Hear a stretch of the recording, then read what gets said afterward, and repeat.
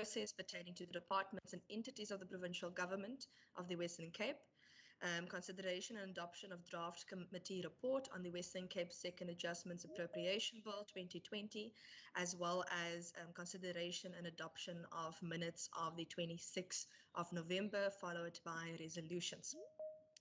Members, I've received an apology from Member Winger for this meeting. Are there any other apologies at the moment before I deal with committee rules and introductions? Okay, if no other apologies, then I'll continue. Members, the committee rules are as normal. We are online, it's on YouTube, we are live, so please take that into cognizance. Please use the raise hand function if you have a question or if you would like to pose a point of order, as well as please keep the chat function clear for point of orders as well. If you have a presentation, you're obviously welcome to put up the presentation. If you're on the floor, you're welcome to put your mic and your video on. I just ask that if you're not on the floor, that you please keep your mic and your video off, and that members just also keep their mics off when others are on the floor, so that we don't have background noise. For that, members, I'm just going to quickly mute all as well, because we are quite a large group today. There we go. And what I'm going to do today is we're going to take the first three presentations from National Treasury, from the AG and the Provincial Department, and then we'll do questions to the three respective bodies, and then we'll continue with our committee business going forward. Otherwise, we might run out of time.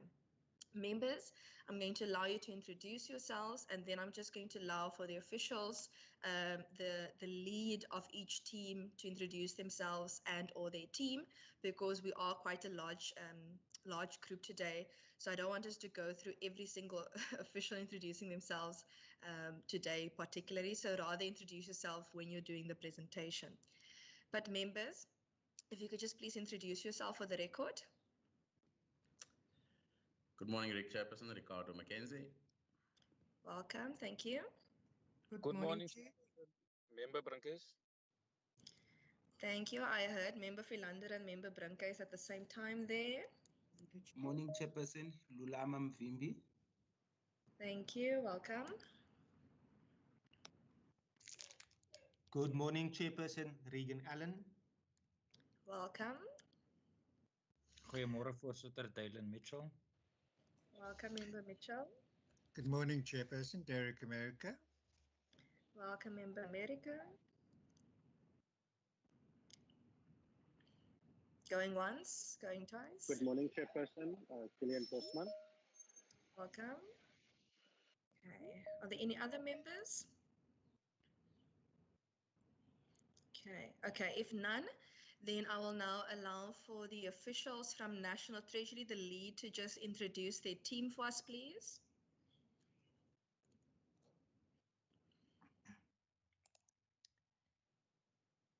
Good morning. My name is Lindy Bordevik. I'm from the National Treasury and the Office of the Accountant General. Just put my camera on so you can verify existence. Thank you. Thank you so much. The team from the AG, is it a separate team or are you with the National Treasury team? Good morning, Chairperson. Sharon Adams from the Auditor General's Office, and I've got other officials also as part of the presentation. Thank you so much. Thank you. Provincial Treasury, are you on the line? If you can just introduce the lead. Good morning, Chairperson. It's David Savage, the HOD, and joined by a full team here. The lead from our side will be Jalinda Gantana with Aziz Hadin. Thank you so much. Members, with that, let us jump straight into the first presentation from National Treasury. As indicated previously, we're going to do all three presentations first, and then we will do questions and answers. Thank you so much. National Treasury, over to you.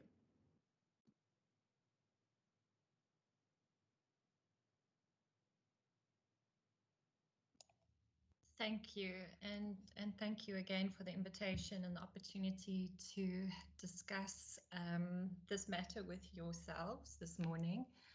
I have looked at the Provincial Treasury's presentation, and there are a couple of overlaps, so I'm going to try and cut my presentation down and be as brief as possible and just touch on a couple of issues. And then we'll rely on the Provincial Accountant General to add more substance and also some flavor in terms of the province itself. Otherwise, I'm here to talk to you just generally about the annual report, the importance of it, and a couple of things to look out for when analyzing the annual report, and a couple of things just from what we've experienced in this financial year as well. So that's the overview, just the purpose, kind of linking it back to the accountability cycle, what is in the annual report typically, and what matters to consider. I put in a specific focus on governance information, and you'll see why that's important looking at all the other presentations today. And then also just focusing a little bit on the financial information and what you would be expecting from that, and some of the questions to think about when reviewing the financial information. So obviously it's quite obvious what the annual report is all about. It really is a report card that is tabled at the end of the financial year by departments, public entities, trading entities, etc. And it kind of gives you three different type of views. First of all, you get a view from management and the executive that gives you kind of a sense of what they did during the year, how they achieved their objectives, how they utilized their funding, and they must give you their own interpretation, their own view of how the entity fared during the financial year. The second level of reporting that you get out of the annual report is from the internal assurance providers. So you get a sense from the audit committee, the internal auditors, the chief audit executive, really also their view on how the department or the public entity achieved its results in terms of its internal control environment, the strengths there are, the gaps or the weaknesses. So you get to also get a view from those individuals. And thirdly, you also get a view from the independent auditors that take a view and say, well, yes, collectively, this is what we saw in terms of performance information, compliance, and financial reporting. So you get three different types of reports in one, and all of them put together should give you a consistent message and give you comfort in the competencies and the management of the entity or the organization, or give you means to question and make recommendations on how certain aspects should be improved upon. Again, I just have this quick shot just to show the whole accountability cycle. It starts with the strategic plan, the MTEF, the annual performance plans, the quarterly reports, and then the annual reports. And the annual report takes all these elements and puts them together and tries to tell you a story that talks from the strategic plan all the way to your in-year monitoring, your annual performance plan. It tries to put all of this together to give you a comprehensive storybook that you can use to hold the entity accountable.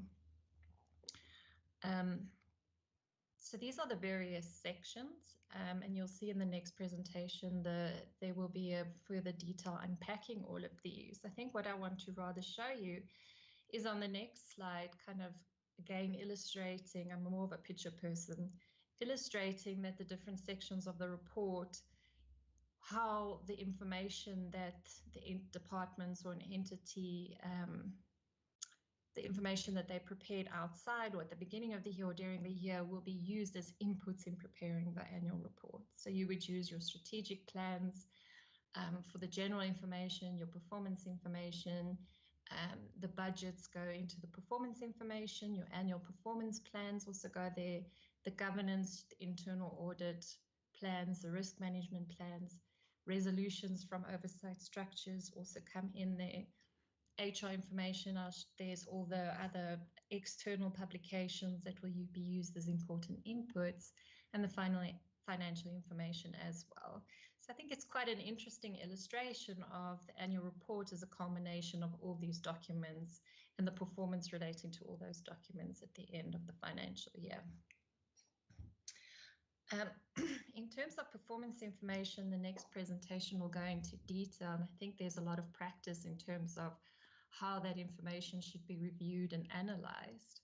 I think what has been more the focus in the past recent years is on the governance and the internal control environment of the entity, because that has a direct influence on, for example, you see the extent of irregular expenditure, fruitless and wasteful expenditure, or even unauthorized expenditure. It has an impact on the fiscal or the financial health of an entity. So I think the focus where in the past we were looking at, are you spending your money? We moved to, are you achieving your performance targets? And what we see now is the questions are being posed, and the reporting is now starting to focus on what is the environment, what is the control environment like within the entity, and how is it influencing the outcomes that are being reported in the financial statements. So we see this is the next wave of focus that certainly is coming out from the Auditor General side, in the press, and also as in questions that are being asked of entities when they go to Parliament or the provincial legislatures. So just briefly, what is the governance information that you expect to see? You expect to see a lot of information around their risk management, the efficacy of it, what they're doing around it, fraud and corruption, what is happening in that regard. Hopefully there isn't a lot of instances, but in terms of plans, how they're resolving, what mechanisms are being put in place, specifically whistleblowing. Conflicts of interest and code of conduct, we see that there's a lot of root causes for breaches with SCM prescripts. And so we would want to get a strong sense of how this is being managed and within an organization. Health and safety and environmental issues starting to get some attention, specifically going forward. The resolutions of portfolio committee, scope of resolutions, how specifically is the department or public entity dealing with that, and how seriously are they taking these recommendations? What else do we see in terms of the governance information? Very important is what is management's commitment or management's plans that they have put in place to address modifications of audit reports. Is it a consistent qualification? Do we see changes? And how, from an internal and a governance point of view, are they putting plans in place to address these? We certainly do understand that some qualifications obviously could take a while for departments to address them, given the timing of when reports are issued and the start of the new financial year. So often there is a 2 or 3 year cycle for things to be addressed, depending on the severity of it. But you would like to see that there is a commitment from management to deal with these and progress in resolving matters. I think what's also important when it comes to audit committees is to understand, well, who are these members? How are they taking their role seriously in terms of their activities, the report that they give, their general sense of what they have implemented, their recommendations, etc. I think we saw a lot in the past that audit committees were just given boilerplate reports. We would issue a template for audit committees to consider, and they would just take that and complete it, and there you go. And I think now that there has been a lot of, there's been a couple of failures in terms of governance in the private and the public sector, we see now that audit committees are actually using this to include additional information in their own information in these reports. And I think it's quite important to focus on what they are saying and what they're not saying as well. So just broadly in terms of matters to consider in terms of these performance or compliance information, or just the report from the executive or the accounting officer. Overall, just looking at, does it have all the relevant content in terms of those specific bullet points expected for performance, information, compliance, etc.? Is it simply and clearly communicated? Sometimes it's very difficult to understand executives' reports and accounting officers' reports because it's very complicated. And you would hope that they are able to clarify or simply communicate what they have done, because the average user is not necessarily a professional or an engineer, for example, that would be able to understand some of the more complex information. There should be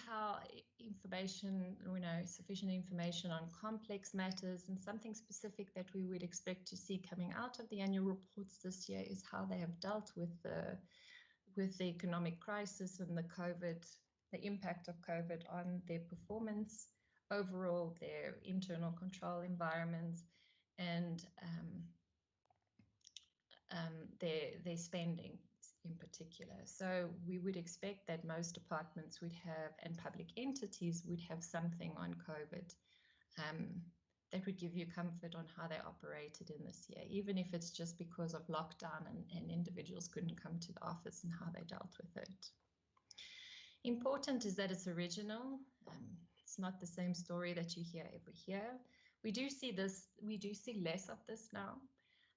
Previously, we saw that a lot of the information, specifically performance information, was just copy and paste from the last year, with maybe a couple of words being mixed around and a full stop added in between. But it seems to be the trend that, we're moving away from that, and it's a lot more original content, even if the performance levels are the same. Is each measurable objective clearly specified in the APP and reported in the report? So if they said up front they're going to do this, you would expect to see how they performed in terms of that, and not leaving out some non-performance or targets that haven't been achieved in the annual report deliberately in order to make their report seem a lot more, that they achieved more than what they actually did. Is it consistent with their mandate? Do they demonstrate commitment to address concerns raised by oversight structures, the internal audit unit, the audit committee, and the AGSA? And if not, there are a few questions to be asked of management to explain. Also looking at the HR information, are there sufficient resources? And does it make sense? If you look at the HR information according to the performance information, if there's a high level of performance but under capacity or a lot of vacancies in the department, does it make sense to you looking at those two pictures together? Maybe they're performing more with less. Do they need to fill those? Or if they're not performing well, is it because of staff or capacity issues that they are discussing in the HR report? And importantly is the extent of compliance with legislation. And it's not just, supply chain management regulations or Treasury regulations. A lot of public entities in particular have their own enabling legislation. And are the provisions in terms of that being adhered to? There was a new requirement that came in recently in terms of BE compliance, and you will expect to see a report specifically on that in the annual report this year, which would give you a sense of how they're complying with those codes and legislation. And also importantly is the messaging consistent with the AG findings on performance and financial information. And we've seen, and it's specifically on a national level, where we've seen departments where they celebrate how they've performed during the year, how they've discussed they've improved in controls, they've done well in terms of performance, yet they still have a qualification, and the auditors are picking up issues around irregular expenditure. So it seems like we are missing, it seems like there was a miscommunication or missing each other. What we're also telling departments is you can use the annual report also to explain a little bit more. And we see a lot more where there are disagreements or debates or examples of different viewpoints being expressed. And the annual report also gives you an opportunity to give your view without being too overcritical, but also, give your view on how you see how management saw matters unfold and how management interpreted and how management intends to address any of those in the future. Just looking then importantly at the financial information, I'm an accountant, so this is what I understand the most. When you're looking at a department, it's a modified cash basis of accounting, and they use the modified cash standard that is issued by the Accountant General's Office. And for public entities, it's accrual basis of accounting using standards set by the ASB. So you kind of do have to put on different hats when you look at a department and you look at an entity. What we have tried to do with the modified cash standard is, yes, we're basically basing it on cash inflows and outflows, but we are trying to give you information on accruals, such as what payables they have at the end of the financial year, some of the commitments that they have entered into, the value of the assets that they have at the end of the financial year. So although you won't see it necessarily the same as a public entity, there is this information at the back of the financials or in the notes to the financial statement that can give you some of that accrual information for analysis and decision making. So the components and the content, we've also tried with the MCS to align it to the GRAP requirements so that you can at least get the same type of components, albeit some different lenses from the two of them. The first one, which I think is quite important, is the appropriation statement for departments, because that gives you a sense of the strength of their budget and the strength of their planning, specifically if there's a lot of shifting environments during the year, because it does give an indication of, well, we weren't really sure what we're going to do, but we'll sort it out during the year. Except, I guess, this year, we probably would see a lot of shifting environments and adjustments to the budget because of COVID and the impact thereof, but it would still have to be explained, and there should be a lot of discussion in the appropriation statement relating to that in terms of how and why money must be moved around, and it must make sense in terms of the financial or the performance information. So generally, the appropriation statement gives you a sense of what is the budget, how did they perform in terms of the budget, and also the strength and or weakness of their budget or planning process in terms of how much was shifted or vied between programs or departments. And you get the same sense from a public entity that will do that, because they would also be required to give you an indication of how they fared against their budget and why there are any differences. So the same type of questions can be asked of a public entity and a department. I guess the difference with a department in addition is that you would as a prescript, you would get this broken down per economic classification or per sub-program, which is useful for you to tie back the programs to the performance information and see if it makes sense in terms of how much it costs them to achieve those performance indicators and targets. In terms of the financial performance, financial position and cash flow statement and net assets, it's just going to give you an indication of revenue and expenditure for the year, what assets and liabilities the entity has at the end of the financial year, how the cash flows were utilized for operating, investing and financing activities so that they use the money just to carry on their operating activities. Did they invest in capital?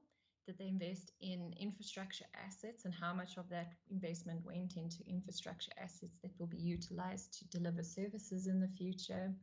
There shouldn't be a lot on financing activities because departments and most public entities can't enter into financing or borrowing arrangements. The accounting policies just will give you a sense of how the financial information is prepared in the notes. And the notes is where you would get important supporting information for expenditure, assets, liabilities, etc.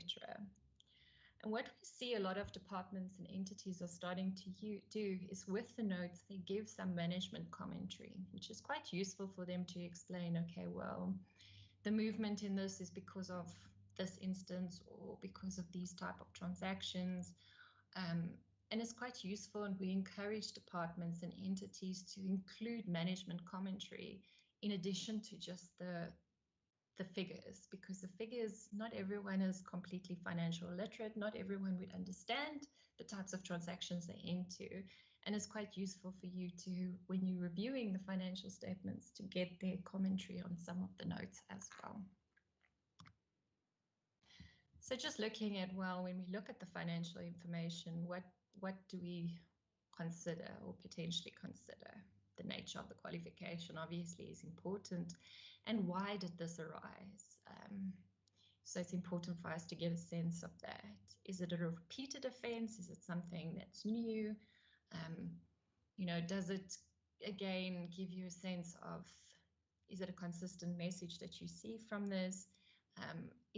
Have the audit committees and management given you a view on why this has occurred and what their commitment is to address it, as I've said previously? The extent of adjustments made to the financial statements after submitted. So I know departments and entities don't like this. They don't like it at all, but I think it does happen that there could be adjustments because of the audit process.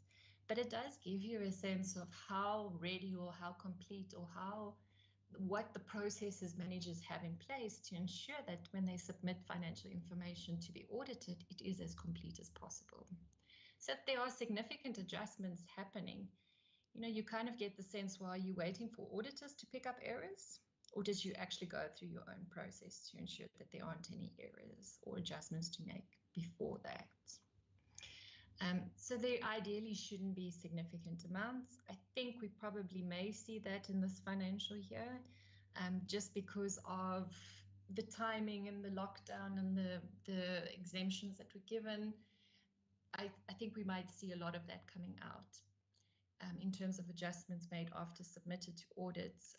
But again, I would recommend that you carefully consider why this happened, and is it a once-off issue, or is it something that repeats itself but just got bigger in this financial year? And this is similar to errors identified. Why were there errors that were identified? Why did management not pick this up previously? And what is the impact in terms of, you know, its performance and budget, etc., in terms of errors that were made? Any unusual transactions, you know, if it doesn't make sense that the entity is buying motor vehicles, if it doesn't need it, question those in terms of the transactions or the balances they've entered into. I think specifically this year, events after reporting date is going to have a big emphasis. So events after reporting date is where you would have something that happens after year end that either adjusts your financial statement or doesn't adjust your financial information, but it's still important to say, hey, user, take note. This has happened, and it will potentially have an impact on the department or the entity going forward. And I think here is where we would expect to see a lot on COVID and the lockdown in these notes to the financial statements. I would also go and look at this note and see what management is saying, because here they would have to explain a lot in terms of, you know, we had constraints, we weren't able to access the system, or we have had to make changes to our policies at the late stage, although it might not affect our financial statements. But I think there's a lot that departments would have to include in here. And we did issue guidance to departments. The ASB has issued guidance to entities on what to consider to include in this note. So I think this note will probably get more emphasis than what it previously did. Important also is to look at the extent of their liabilities versus the budget over the MTF. And I know a lot of the provincial treasuries do this on a quarterly basis, where they have a look at commitments, liabilities that are recorded in the notes and they compare it to the budget and they find out that your budget is not funded. And it does give you a sense of that, because the budget is obviously you would just take and roll it forward, or you may do a bottom up, but often departments forget to take into account, but I've signed a contract and I have committed to specific payments. Have I made sure that the budget covers these long-term or even short-term contracts to ensure that they will be paid? And that's also in this financial year, because they might have had to enter into agreements for PPE, etc. We would want to get a sense of any additional commitments or liabilities or contracts that you have signed. Do you have sufficient funds over the MTF, and what are your plans to address these shortcomings? And as I mentioned previously, looking at, if there's change in your comparatives, does management explain why there's such a big change or a decrease in figures? Does it make sense? And I think you might see a lot in terms of departments or entities that are buying PPEs. There might be a lot of increase in compensation because of overtime, for example, inventory being purchased.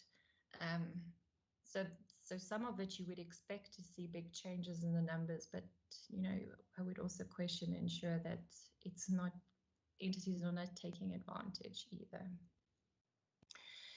And I think the next presentation will also discuss a lot on irregular, fruitless, and wasteful and unauthorized expenditure and the story that it tells. Also on compensation of employees versus consultants, and that's a very topical question still, is, we're using consultants, is there handover, to what extent are we training, staff development, what are the vacancies, and what is the department doing about it, and is it consistent with the performance information in the budget that is available? The extent of transfer payments also, is it excessive? Is it in line with objectives? What we saw a lot in the past was a lot of fiscal dumping. I don't think there's a lot of room for that anymore. But we would want to have a sense of why are we transferring funds instead of actually expending the funds ourselves, and what type of transactions are being done through these arrangements. Looking at capital and inventory purchases, is it in line with departmental entity objectives? Specifically with a focus for public entities, looking at their surplus and deficit. Public entities shouldn't have a surplus. They shouldn't have a deficit either. So what does that mean? If a department has a surplus, is it consistent with the performance information, or if there's a deficit, also looking at that? Something that is quite a concern, and I think it's more national departments than in a province, and national departments with provincial entities, is the extent of interdepartmental debt and staff debt. I think there is, obviously, it's known that government struggles to pay its suppliers, but even less so when it comes to interdepartmental arrangements. So we always pay the other departments last. And that does have an impact on the department's cash flow position, and has a risk of them incurring unauthorized expenditure in particular. I think justice is a typical example of huge amount of debt that they rack up because of the use of the state attorney, which they appoint on behalf of departments. Looking at how old the receivables and payables are, so as I mentioned, looking at how committed department or entity is to paying its debt, the aging of receivables, how we are collecting money. A lot of departments do have cash sales, but specifically in hospitals, there are patient fee debts that are racking up, where it's extremely difficult, or it has been difficult in the past, to recover the money, and what processes are in place to recover these funds or write them off. And to what extent are there agency services, and it links to transfers? How are we using each other? What are the nature of these arrangements, and the intention of what they intend to achieve, and does it make financial sense as well? So that's kind of just an overview of what to consider, what is in the financial statements. I think we said we would leave it till the end for questions, but thank you. Thank you, Ms. Bodevig, and I will please ask that members just note their questions, and we'll keep it for after the other presentations as well. AG, Ms. Adams. Thank you. Thank you so much, Chairperson. So I will then continue with our part of the presentation. So Gavin will project the presentation there. So just as part of the introduction, so thank you for this privilege that we can present the PFM8 outcomes for the 1920 financial audit. And if I can immediately just go over to the first slide, it basically indicates the audit outcomes for the 1920 financial year for both departments and provincial entities. So what's important to note, specifically when we look at these outcomes, the key things that we cover is basically three aspects that we report on. One is about the fair presentation of the financial statements, so making sure the financial statements are fairly presented in terms of the audit, in terms of the accounting policies, how they were prepared. Secondly, we look at the reliability and credibility of the performance information that is presented. And here specifically, we will basically look at the information that is presented. Is that information useful? Is it in terms of the annual performance plan? Was that quarterly reporting done and ultimately depicted in the audit report? And secondly, looking at the reliability of that information. Thirdly, we also look at compliance to laws and regulations, and specifically those scoped in as in terms of the Auditor General Directive. If I can maybe just deal with the colors, so then I will then go into the presentation. So we've got, when it's indicated at the bottom green, it means it's an unqualified report without any findings, no findings on compliance to laws and regulation or predetermined objectives. When it's unqualified with findings, it could mean financial statements are unqualified, no findings. However, there could be findings on either predetermined objectives or compliance to laws and regulations. When we issue a qualified report, this is basically in a case where there's either a limitation of scope or there's a disagreement in the manner in which the financial statements are prepared in terms of what is depicted in the accounting policies and how those financial statements are prepared. Then we get what we call an adverse audit opinion. This is an opinion that the auditor normally issue when there's a disagreement in terms of the preparation of the financial statements, but that disagreement is basically both material and it's pervasive. So it impacts the entire financial statements as a whole. The last opinion is one where I have a disclaimer of audit opinion, and this is where auditor decides not to express an opinion on the set of financial statements provided, mainly due to limitation of scope. And as a result, the auditor indicates, based on the information submitted for my audit, I cannot give any opinion on the set of financial statements. Then the last one is just on the outstanding audit. Now, if we look overall for the outcomes for the Western Cape, it shows a slight regression compared to last year. And this is mainly as a result of Westkrow basically, that basically had one finding on procurement and contract management, and I will go into it when I look at the next slide. So overall, I think when we look at departments, the outcomes more or less remains exactly the same as the prior year. And then we've also noticed that the one outstanding audit that we have is the Department of Health.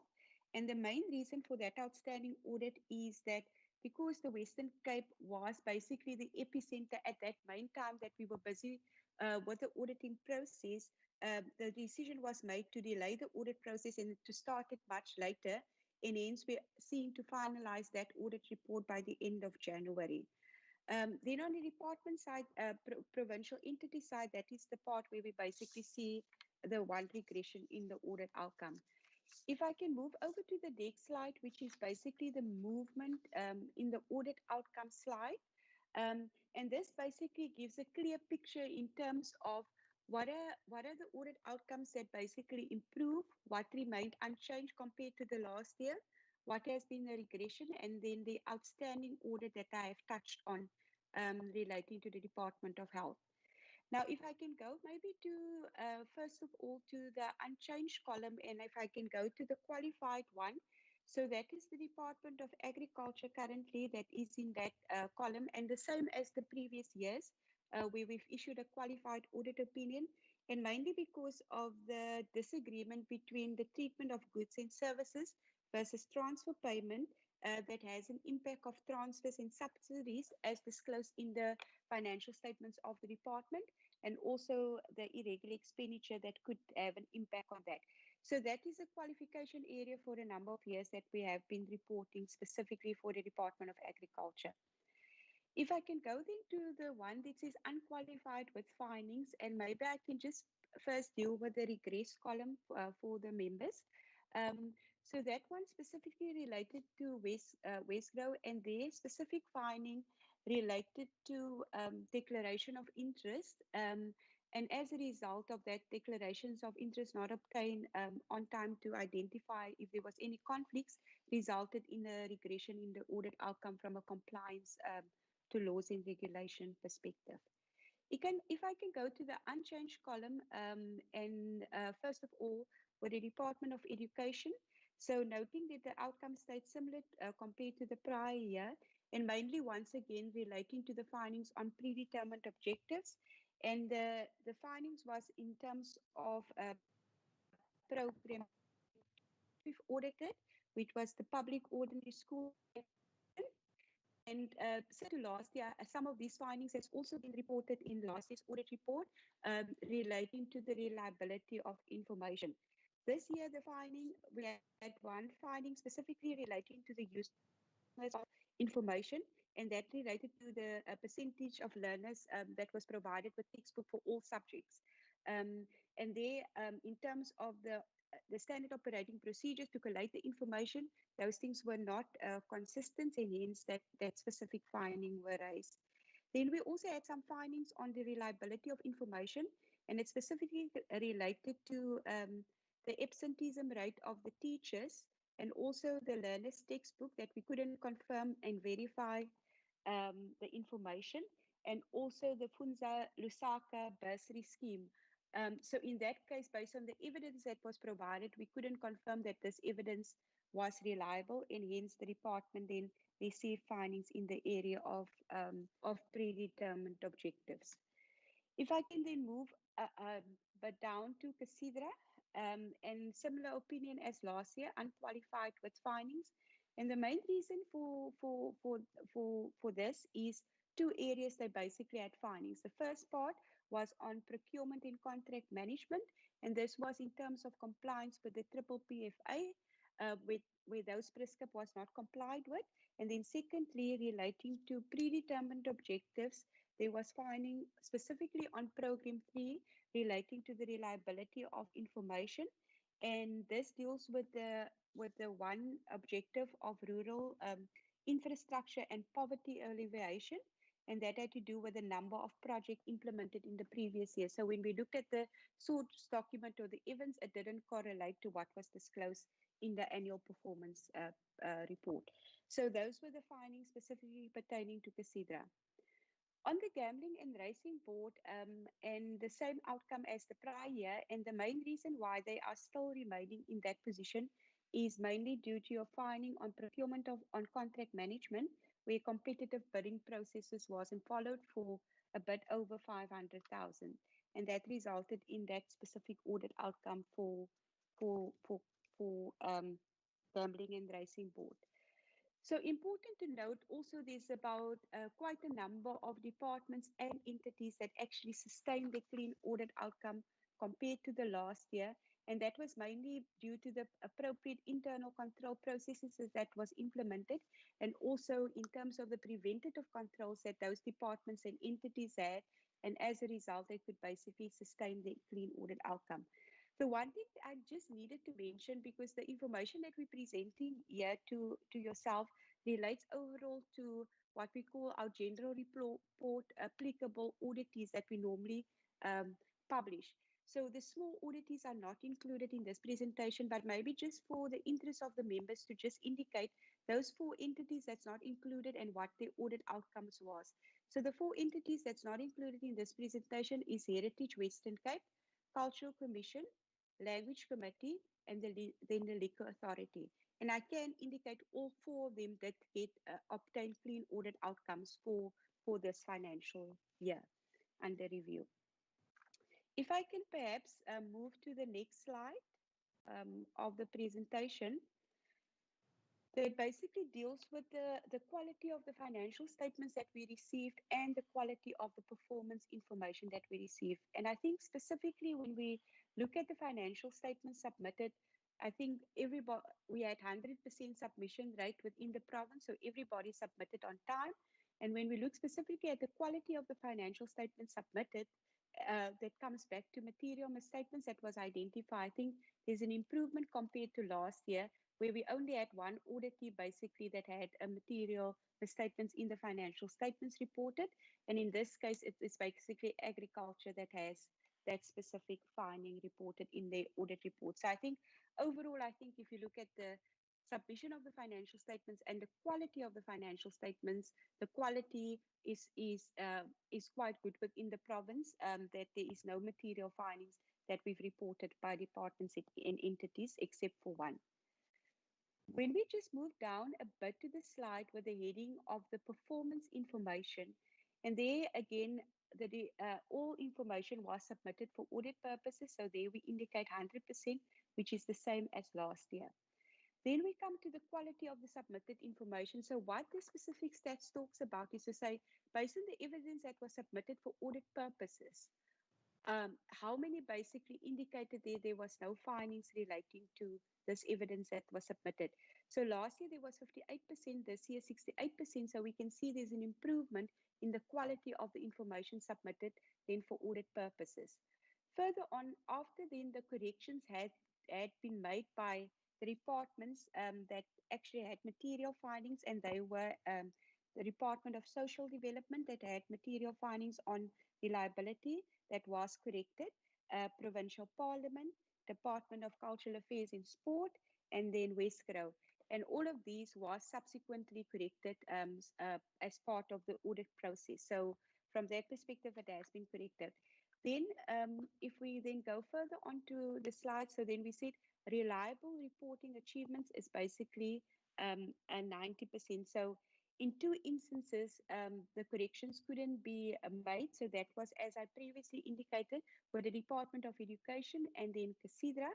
And then specifically for the Department of Education, we also had a finding on usefulness that basically talks about the 95%.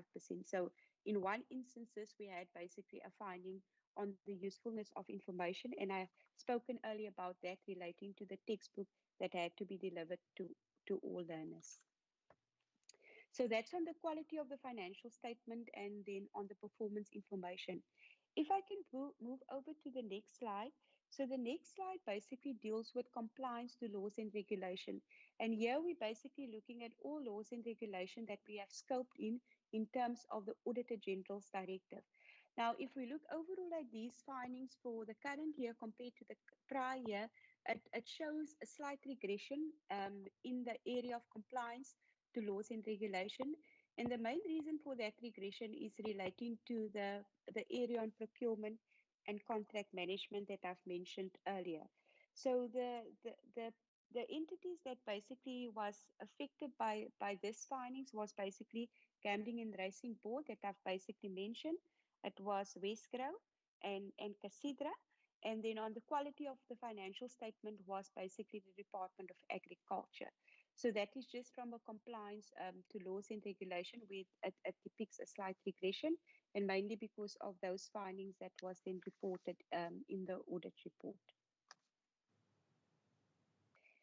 If I can go over to the next slide, and this deals with the irregular expenditure, and what members chair through you would have noticed there's quite a huge increase in irregular expenditure. Prior year we had about 8 million irregular expenditure, where in the current year it's about 281 million. And I think what's important to note when we depict a figure from our side is everything that we've identified in the current year. So some of it could relate to the prior years and some to the current year, but when we have discovered it for the first time, it would be including the total amount.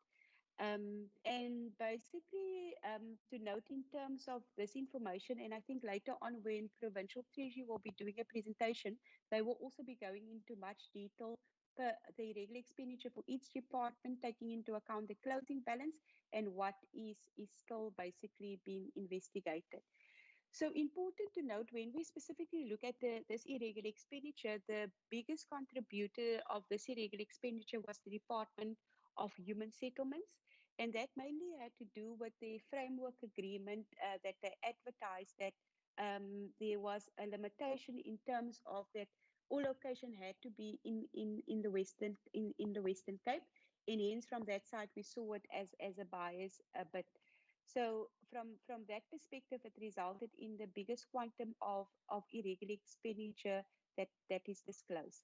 So we further indicate that 51% were expensed in 1920 of this irregular expenditure. 15 million represents from a non-compliance perspective, and then 127 million is as a result of multi-year contracts. So it's a case that this is a multi-year contract, and basically it relates also to irregular expenditure for the prior year. So I think overall that is the irregular expenditure. I know when Provincial Treasury will be doing their presentation, they've also got detailed per department, their opening and closing balance, and that goes into much more detail relating to this. But I think overall, looking at the irregular expenditure, it comes down to the competitive bidding processes not then being followed appropriately, and then as indicated with the framework agreement from the human settlements perspective. So that is basically the presentation, Chairperson, from our side. So we will do the questions later on or respond after Provincial Treasury has done the presentation. So Chairperson, I hand over back to you. Thank you so much. Thank you so much, Provincial Treasury. Thank you, Chair. Thank you, members. Good morning. And what I'm going to do also is, Ms. Quintana, is I'm going to, after the presentation, just allow for also a comfort break because your presentation is quite long. And we are here today until 1 o'clock essentially with the members. So let's do the presentation. I'll put my video and my sound off, and then afterwards we'll take a comfort break before the questions and answers. Thank you. Yes, thank you, Chair. I was just going to put that in context a little bit because our presentation is a bit lengthy, but I think as indicated previously by the National Treasury, there is a bit of overlap. But we are bringing in it perhaps at a level where it affects the departments and the entities with a little bit more detail. And as the AG has indicated, even the section on the irregular expenditure goes into the detail. So I'm going to ask Mr. Hadin, he's going to drive the presentation, but also present on it, to take over, and we will try not to repeat the issues already highlighted by the previous presenters. Thank you, Chair. Good morning. Thank you, Chair. Thank you, members and officials. Can I just check, is the presentation... Mr. Hardeen, I'm just going to ask that you maybe just speak a little bit more into your mic, or if you just put your sound a bit louder, because you're quite soft on the other side. Thank you, Chair. Chair, can I just check, is the presentation presenting? Because I'm working off the screen and I cannot see. It is on the first slide, yes, it is presenting. Okay, so thank you, members. My colleagues, both from the National Treasury and the Auditor General, has presented aspects of the presentation, so I will try and be as efficient as possible. If we can just get the slides to work. So basically, this is essentially a guideline for the members to walk away with.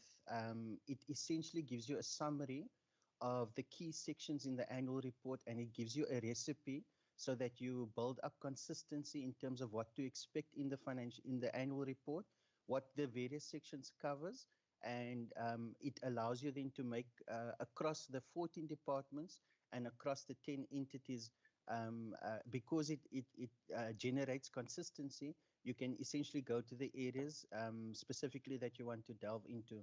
Now, the annual report is broken up into 5 areas. The first part is the general information, and that is where the accounting officer will give an account, a summary of what's happened in the year, what are the key things that impacts the department or the entity, and what are the key things that they're looking forward to over the balance of the 5 years of the strategic plan. Part B gives you the performance information, and as Ms. Boudewijk indicated, the Treasury's presentation will give you some insights in terms of what to look for in the performance information. Part C deals with governance, and on the governance side, we deal with the areas of risk management, the internal control units, the internal audits, as well as specifically a report from the audit committees. Part D deals with human resource management, and there are various aspects of human resource management that you are able to look at in correlating the performance of a department or entity with the actual numbers that exists within the department or the entity. And then lastly, we'll cover the financial information in a bit more detail. Now, as Linda had indicated, the annual report, there is National Treasury issues a guideline to all of our departments and entities that allows them to comply with all the statutory and policy requirements to ensure that an annual report is understandable to a general user of the financial statements. The department has an opportunity, an entity has an opportunity to highlight the significant achievements, as well as the publishing of both this of both the financial and the non-financial information. It promotes accountability and transparency. And what that does is it builds and improves on the trust and the confidence that the society can have in the government service delivery initiatives. Very importantly, the fact that both departments and public entities get audited by an independent authority, you have a sense of whether or not the information is accurate and balanced, because not only does the auditor give an opinion on the financial statements, they also look at the balance of the information presented in the annual report to ensure that there is not contradictory information. So whilst the auditor doesn't give an opinion on the entire annual the annual report, they actually give you a sense of comfort that whatever has been included in the annual report, it has been reviewed by the Auditor General to give you some sense of comfort that there isn't contradictory information in the financial statements when compared to what's in the balance of the annual report. I'm not going to go through the slide again because it was part of the National Treasury slide, but importantly, this is just a snapshot of the accountability cycle. When we move to the next slide, there's been minor changes to the annual report on a year-on-year basis. Very importantly, in the prior years, the AG had raised issues around information relating to broad-based Black economic empowerment. And in March 2020, National Treasury and the DTI gave additional guidance to the departments and entities on how to report. And specifically, there is a statement made by the departments and entities on the broad-based Black economic empowerment provisions, but they actually submit their detailed information to the Commission itself, and anything related to BBBEE will be taken up by the Commission. Lindy had also indicated that because of the outbreak of COVID-19, you would have seen that the country went into lockdown around about March the 27th. And because the situation was chaotic, and it's the first time that we've ever had to deal with such a situation, National Treasury saw it fit to both provide the departments, the PFMA institutions, as well as the MFMA institutions, a exemption to submit financial statements not at the end of July, not at the end of May, but as at the end of July. And that gave the departments 2 additional months to deal with any complications arising out of COVID-19, because people weren't at the normal stations, and many of the officials were working from home. So that just places into context the submission of the annual financial statements that occurred 2 months later than the provisions as per the PFMA. And this related both to financial information and non-financial information. Now, in terms of further guidelines to the role of the standing committees, it would be of the standing committee members when they evaluate the performance of the department or the public entity, they need to assess the level of service delivery. Now, if one looks at the blue book that gets published around about May after the budget speech, and you compare what's sitting in the financial statements, the budget tells you this is the money that's been appropriated to a department and transferred to a public entity, and what are the specific performance indicators that they will be delivering on. And then the financial statements and annual report actually reports back on the money that was then appropriated to them. Standing committee members are welcome to dive into the service delivery targets and the reporting against that. So the Auditor General's report on the performance information is for good reading in preparation for the sessions with the departments and the entities. The performance information, it will show the department's achievements. It will also show the public entities' achievements, both against the strategic plan, the annual performance plan, and as I said before, budget-related documents and any other long-term plans that is open for public scrutiny. It's important for the committee to understand the reasons for the deviations, where there were deviations from targets, and question the department on those deviations and what they would implement to correct any of those deviations in the ensuing years. Remember that the reporting cycle is against a 5-year strategic plan, but it gets updated on an annual basis because things don't stay static.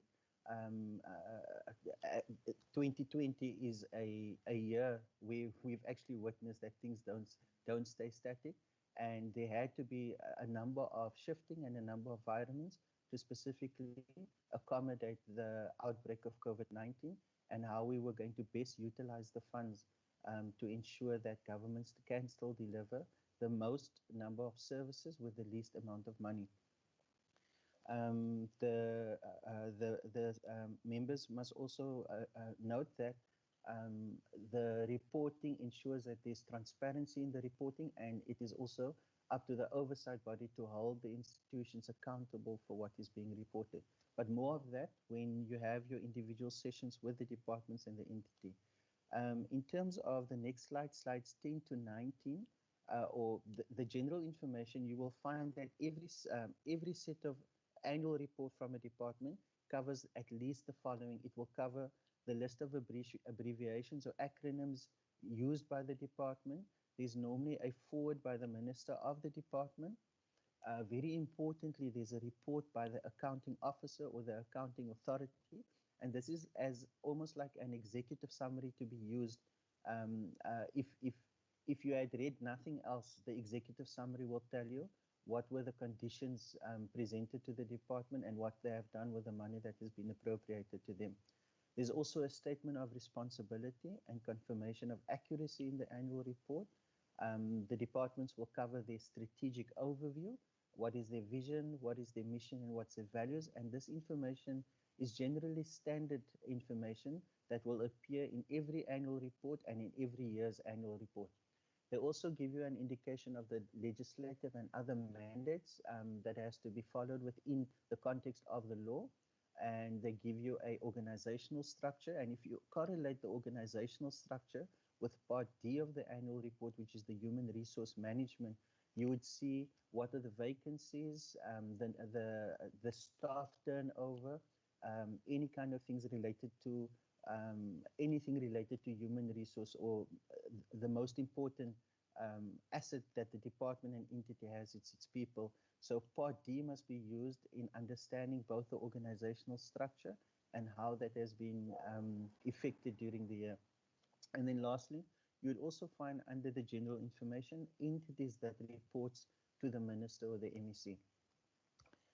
In terms of Part B, the next slides 10 to 19 specifically deals with the performance information, and this is a Part B of the annual report.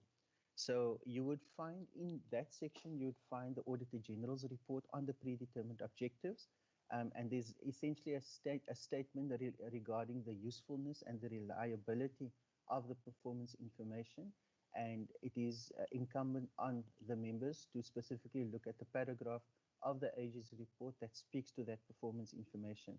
Now, the performance information, there's generally an overview of the department's information.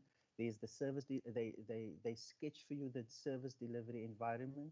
So you'd find context of the environment, the demand, the service delivery, the demand required by the society, and then specifically any significant developments relating to the department and what they had set out to achieve with the money that has been appropriated to them. On slide 12, we cover most departments will have a service delivery improvement plan, which then outlines the main services and standards that the department applies. It does link back to the Batopelo arrangements with the beneficiaries. It also gives you a service delivery information tool, and if there's complaints against the department, they would have a complaints mechanism to which the residents can make use of.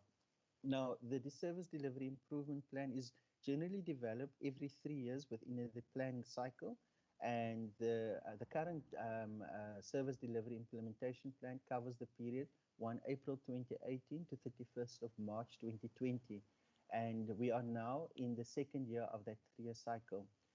Generally, you would also find a statement of public service commitment, and that is the department's commitment to the public in terms of the services that will be delivered by the department. And generally, on an annual basis, the department will give you progress in the annual report against the service delivery implementation plan or improvement plan. Now, as you move through the performance information, you'd find that there are strategic outcome-oriented goals, and essentially this is a roadmap in terms of this is what we set ourselves to do for the 5 years, and on an annual basis how we've achieved those milestones. It links back to the 12 outcomes in terms of DPME and the National Development Plan, and I can tell you within the Office of the Premier, these performance information and the annual performance plans actually gets monitored, it gets reviewed, and departments have an opportunity to ensure that it is aligned to the prescripts as set out by the Department of Monitoring and Evaluation at national level. The performance information per program you'd also find in every department where there are programs. Each program will give essentially what the program is about, what are the performance indicators, and how they've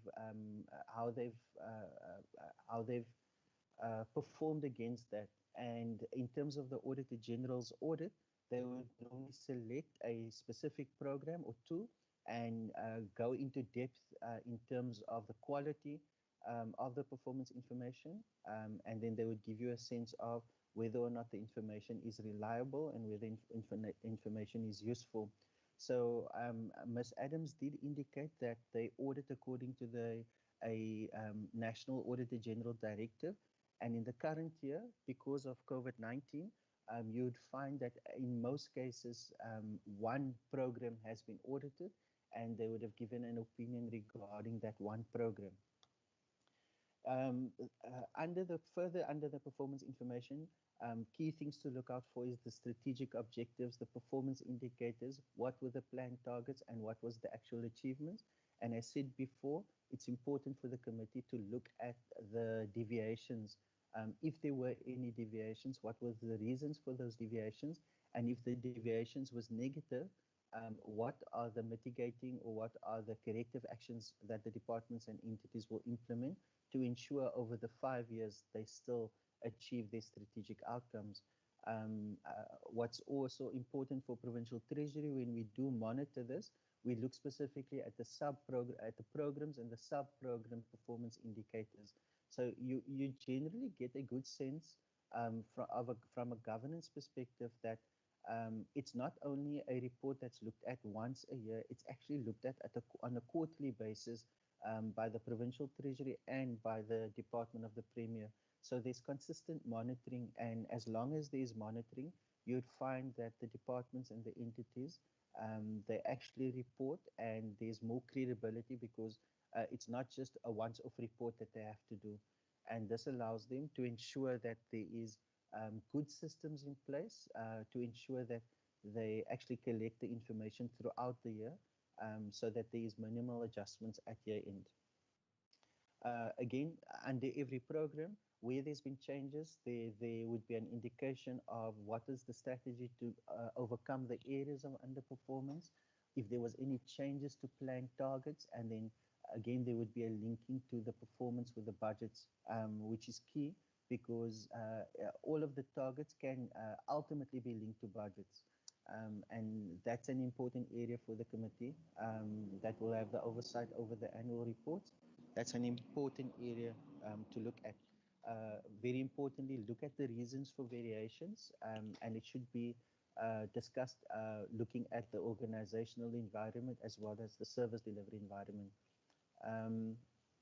Then also under performance information, you'd find a section on transfer payments, specifically transfer payments that's made to public entities, as well as transfer payments that's made to other organizations. And it's important to note that departments do use the tools available to them to deliver some of the services, whether it be the mandate of the public entity or whether it be in line with the service delivery of other organizations like the NGOs, if I think of the Department of Social Development, because there is just so much services that's required out there, and the departments have to find partners in the correct way that assist them with delivering these types of services. There's also a section that will cover the conditional grants, and the conditional grants is over and above the equitable share that's given to departments. They also make application, and sometimes they are given the conditional grants from our national, from their national counterparts to further deliver on the mandate of the sector. So you would find conditional grants in departments like health, in education, in it can be any department that gets additional funding over and above the equitable share. And this in the performance information, there would just be some additional information that's in relation to the conditional grants. Lastly, in the performance information, you'd also find information regarding the donor funds, and specifically who the donors were and the amount that was received. And I think not necessarily for 2020, but for 2021, this would be a key area to focus on, because this is where, in the heart of COVID, departments and entities would have received donations to see to the humanitarian crisis that the country was facing. So not that relevant for the current year, but definitely relevant for the 2021 financial year. And it would be an area for understanding for the SCOPA members when they do sit across the departments in terms of holding them accountable for the funds that was given and how those funds had been utilized. As Lindy indicated, you'd also find an area of capital investment and commentary regarding any capital investments that has been made. There would be an indication of plans that the departments would have crafted in terms of what the investments they are going to make in capital expenditure, and also mentioned earlier what investments is being made in terms of infrastructure investment. And this is important to understand because the financial statements gives you an indication of the asset holding by the province, but it's also going to give you an indication of what are we doing in terms of repairs and maintenance for the assets that we have. It's also important to understand that what are the developments that's going to have an impact on future expenditure as well, and this you would find in that section of the performance information. Under governance, now the governance section, as indicated, every section of Part C will deal with, as a minimum, it will deal with the risk management of the department, any fraud and corruption, what the department does in terms of minimizing conflict of interest, what the department has to say about the code of conduct that's been implemented, any health and safety and environmental issues, anything in terms of internal controls that's been implemented via the internal control unit within a department. And then I think very key is the report that is given from the audit committee. If there's any time to be spent under Part C, it would definitely be time spent under the audit committee report. And thankfully, in the Western Cape, we have a cluster audit committee. We have a cluster audit committee system, and many of the audit committee members have been long-standing, albeit in different portfolios. They are long-standing members of these audit committees, and they ensure that there is independence brought from the outside when they sit on a periodic basis with the departments in terms of governance that's been implemented.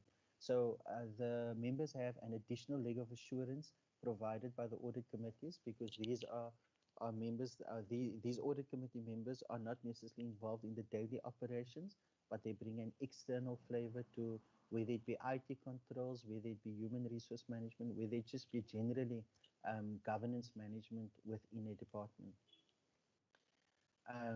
As said before, the Western Cape has been set up in terms of clustered audit committees, where health and education have their own audit committee. We have a social cluster, we have economic cluster, and then we have a governance and administration cluster. And this is just an overview of each department and the audit committee setup. So if the members ever needed to check how the committee setup was or is in the Western Cape, the slide 22 will give you that overview. So in terms of the audit committee report, audit committees have legislative responsibilities where they have to give an opinion on the effectiveness of internal control systems. And this is important because the internal control systems ensures that the daily operations, whether it be daily operations, weekly or monthly controls, is implemented, and essentially that departments puts emphasis behind those controls that could significantly impact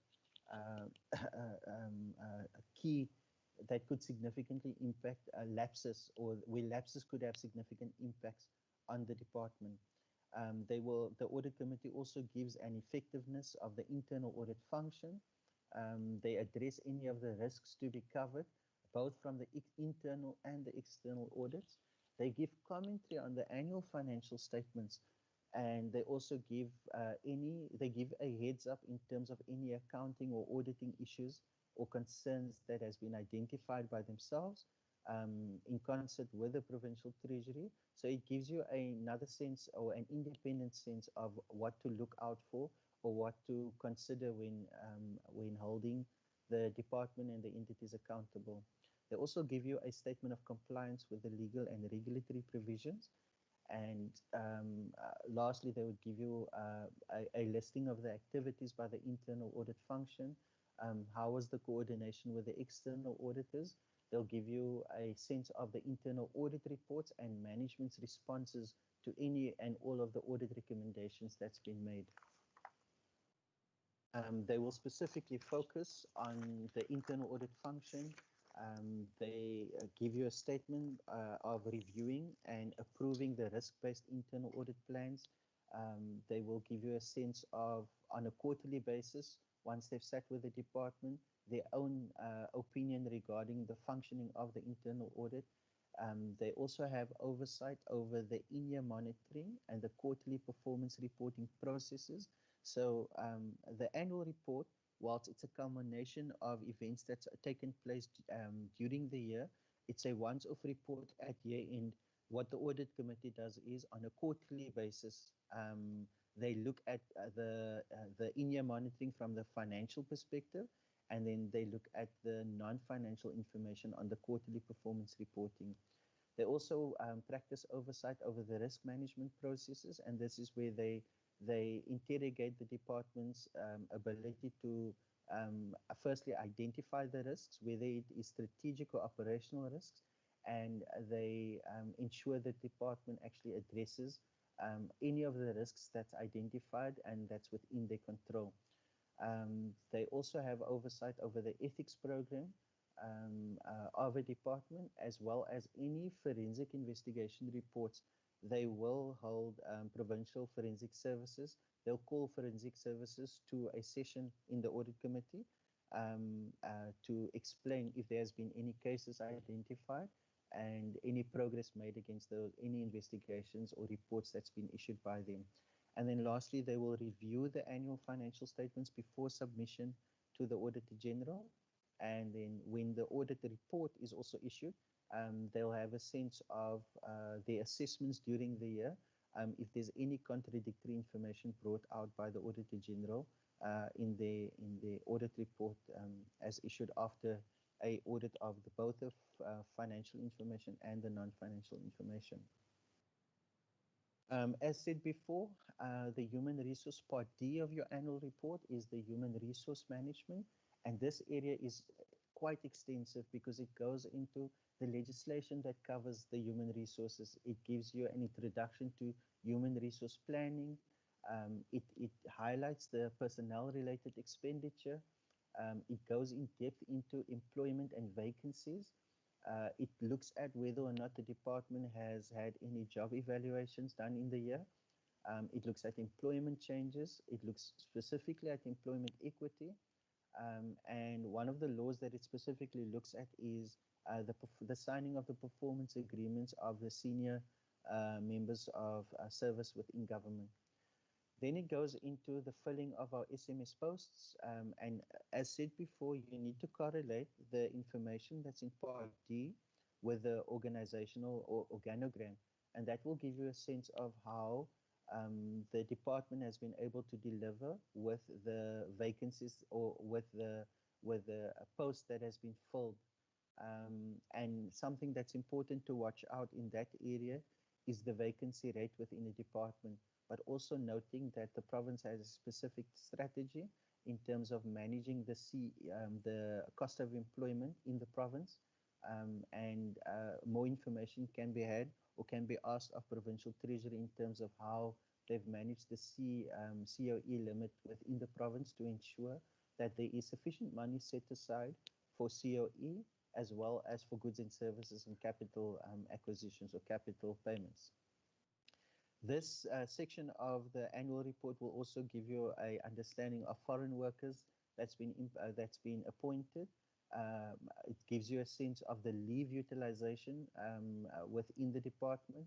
It also gives you various other important aspects, whether it be labor relations, skills development, injury on duty, or utilization of consultants.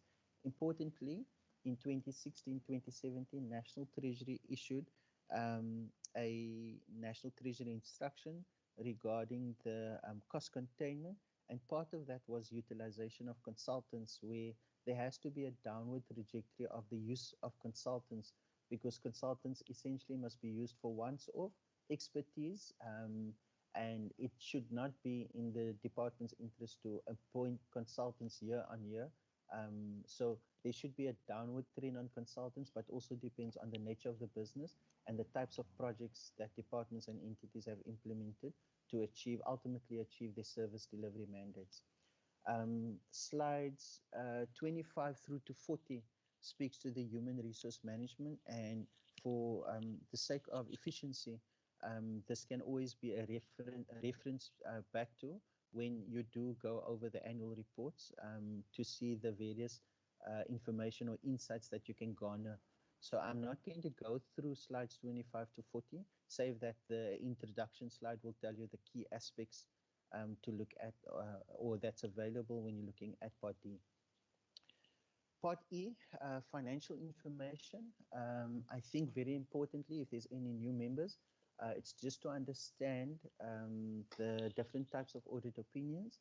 And as intimated by Ms. Adams, starting from the worst opinion, which is a disclaimer, and thankfully none of those has occurred in the Western Cape, probably for the last number of years. There's the adverse opinion, which is a negative opinion, but the AG is able to give an opposing view.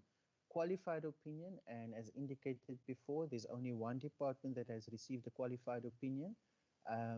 Then we move down to or up to the second best audit opinion is financially unqualified, meaning from the financial statements there is nothing in the financial statements that has resulted in an issue to be raised by the Auditor General, which means that the financial information is fairly presented. However, there may be something with the performance information, or there may be something with compliance with laws and regulations. Now, for the Western Cape, the majority of our audits or of our institutions is lying in the last block on the table, and that is financially unqualified audit opinion with no other matters. It's the term coined by the AG as clean audits, and this is in terms of the opinion, it says that the financial records and the statements are fair and it's appropriately presented, and there are no other significant matters for noting. Then, in terms of our outcomes, as Ms. Adams has indicated, when we're looking at the departments, that is the second column from the left. If you look at the votes in 2019-20, out of 14 departments, we've had 11 clean. One audit report is still outstanding. One is financially unqualified with other matter, and that is education. And then there's one audit that is qualified. Compared to the prior year, it seems like there's a regression. However, the Department of Health in the prior year was a clean audit, and if they maintained their status in the current year of sustaining a clean audit, then the audit outcomes for our votes will be exactly the same as in the prior year. Similarly, with our entities, we had 7 clean audits in the prior year that was clean, and 3 audits that had issues with either performance information or with compliance to laws and regulations, and the status is exactly the same. So if our Department of Health has the audit finalized, and I think that the finalization date has been set for end of January, if health maintains their status, then the audit opinions year on year would remain exactly the same. This is just a indication of over the number of years how the audit opinions has moved, and you can see from the 2019-20 column, 2018-19 column, there hasn't really been any significant changes except for the Department of Health.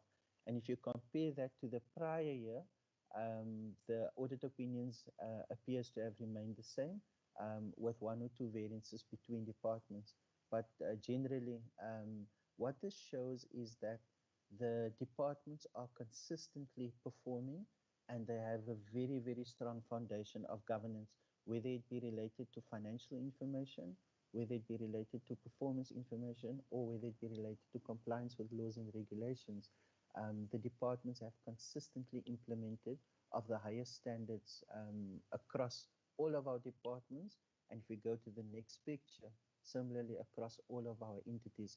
At this point, I want to pause, and I also wanted to indicate that based on Provincial Treasury's oversight over the review of the financial statements, as well as the audit reports and the management reports, we can indicate that the AG has not indicated across any of the audits that there has been fraud or corruption highlighted in any of our departments or entities. That's something that we specifically look at, because as you can see across the country and across the world, there is an upward trajectory in terms of fraud and corruption. But that's something that we specifically look at when we review the management reports, as well as other reports that's generated in the province. I do want to speak a little bit about irregular expenditure, because much will be said about irregular expenditure. Now, it's important to understand the definition, or what is irregular expenditure from a legislative perspective. And essentially, if you go to the PFMA under the definitions section, it explains irregular expenditure to be expenditure incurred in contravention of, or not in accordance with, a requirement of any applicable legislation. Now, if the members would just consider the plethora of legislation that's out there, and if any expenditure incurred is not in line with the provisions of any piece of legislation, and it has a financial impact, then something can be termed to be irregular expenditure. Importantly, though, even though there may be non-compliance with a particular piece of legislation, it does not necessarily mean that money has been wasted or fraud had been committed. It is an indicator of non-compliance, specifically in a process that has led to expenditure which then further needs investigation by management. So the important elements or aspects of irregular expenditure is there has to be non-compliance, okay? And it has to be a financial transaction, meaning money had to have left the department or the entity. So if you consider the extent of legislation, and if any of those legislation results in money being expended, any single transaction that has those two aspects can be can have or can fall in the area of irregular expenditure. So in terms of our departments, the irregular expenditure year on year, last year, from the annual reports, the province had incurred a total of 75 million rands worth of irregular expenditure. And in the current year, it has increased significantly to about 359.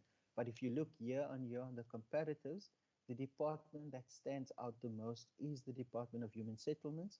And I suppose that when the committee will be looking, or when the committee will be looking at the session that we have with Human Settlements, you would get a deeper understanding of what was designated to be irregular expenditure and what is the processes that's been implemented by the department to correct that kind of expenditure going forward. In our entities, last year we've had 23 million rands worth of irregular expenditure, and in the current year it has increased marginally to about 28 million. And it's important also for the committee to note that the total irregular expenditure, if you consider the departments and the entities, it is below 500 million out of a total expenditure of the province in excess of 66 billion rand. Provincial Treasury specifically manages this irregular expenditure to understand what was the nature of the irregular expenditure. So importantly, National Treasury in 2019, they previously what happened with irregular expenditure, all irregular expenditure had to be sent to National Treasury for consideration for condonation. Now, National Treasury, if you can consider that there's 9 provinces as well as the national departments and the national entities, it is not possible for a unit or a department to deal with every single irregular expense item across the country. And National Treasury then empowered the provinces to look at irregular expenditure, and specifically within the Provincial Treasury to consider the applications of irregular expenditure across our departments and our entities. So a Provincial Treasury had been busy specifically in this year to standardize the processes in terms of the application for irregular expenditure and what must be submitted with each and every application. And I can report that we've already had 4 sittings with the condonation working committee that's been set up in Provincial Treasury, where you have the experts, whether it be supply chain and whether it be on governance, you have the experts sitting on that committee, and they interrogate each and every single application of irregular expenditure. The department will then get a report from the committee in terms of the assessment made by the Provincial Treasury, and then they would get instruction in terms of how to deal with whether, if the expenditure has been condoned, that's the end of that, and where the irregular expenditure has not been condoned, there is instruction to the department in terms of how to deal with it so that it is not a reportable issue in a follow-up financial year. As said before, there is a condonation working committee, and it is consisting of very senior officials within Provincial Treasury, and that lends credibility to how the departments or how the province is dealing with irregular expenditure, because you do have most of the irregular expenditure that incurs in the province, if not all, relates to supply chain procedures and practices, and we do have the experts from PT sitting on that committee firstly, to understand the nature of the irregular expenditure, and secondly, if there are any transversal operating procedures that needs to be changed or needs to be looked at differently from a laws and regulations perspective, it is the best minds that is able to guide the province so that in future that there are no irregular expenditure. In terms of streamlining the irregular expenditure process, I'm not going to go through the slide because I think high level, I've already indicated how the province is dealing with it. Very importantly, we are working with the Corporate Service Center in terms of not just dealing with the financial aspect of irregular expenditure, but also if disciplinary processes are required, that we standardize what the disciplinary processes are. In terms of if there is a contravention, we standardize the types of sanctions that can be leveled at officials that are responsible for the irregular expenditure. Then, as we move into the financial statements, as indicated by Ms. Bodewig, National Treasury has issued the modified cash standard, and all departments financial statements are based on the modified cash standard. And what you'd have, again, a recipe for the financial statements is that you'd have an appropriation statement with notes. You'd have the statement of financial performance, which is colloquially, it's your income statement. And normally, any expenditure that exceeds or that is less than 98% will be explained in the notes under the appropriation statement. And then you also have year-on-year trend analysis in terms of what's happening with your revenue and your expenditure. There's also a statement regarding any losses, debts, or theft that has been written off. And then you have your statement of your financial position, which is your balance sheet, colloquially. And then you have, very importantly, the disclosure notes, which serves as supplementary information. And also, the Auditor General does give an opinion on the notes that's included in the financial statements. As Lindy indicated, your secondary information is very important for context. It goes into detail in terms of your income statement and your balance sheet. It will unpack for you the use of consultants, how that money has been spent across the consultants, and what's normally a good area to go into is goods and services, by looking at year-on-year spend and asking the department to explain in terms of goods and services how they've utilized their funds. Then, just lastly, in terms of the differences between the annual report guide for our departments and our public entities, it's almost the same. It's just that the public entities are on the GRAP, on the generally recognized, or the GRAP is the accrual basis of accounting for our public entities, but much the same in terms of the annual report. There's a general information section, there's performance information, there's governance, and there's financial information. And that in the main would cover what the public entities have to report on. So, Chair, members, that is just a very, very quick summary of the annual reports of both our departments and public entities that you will be having oversight over for the next couple of weeks in terms of the work that the committee has done. Thank you, Chair. Thank you so much.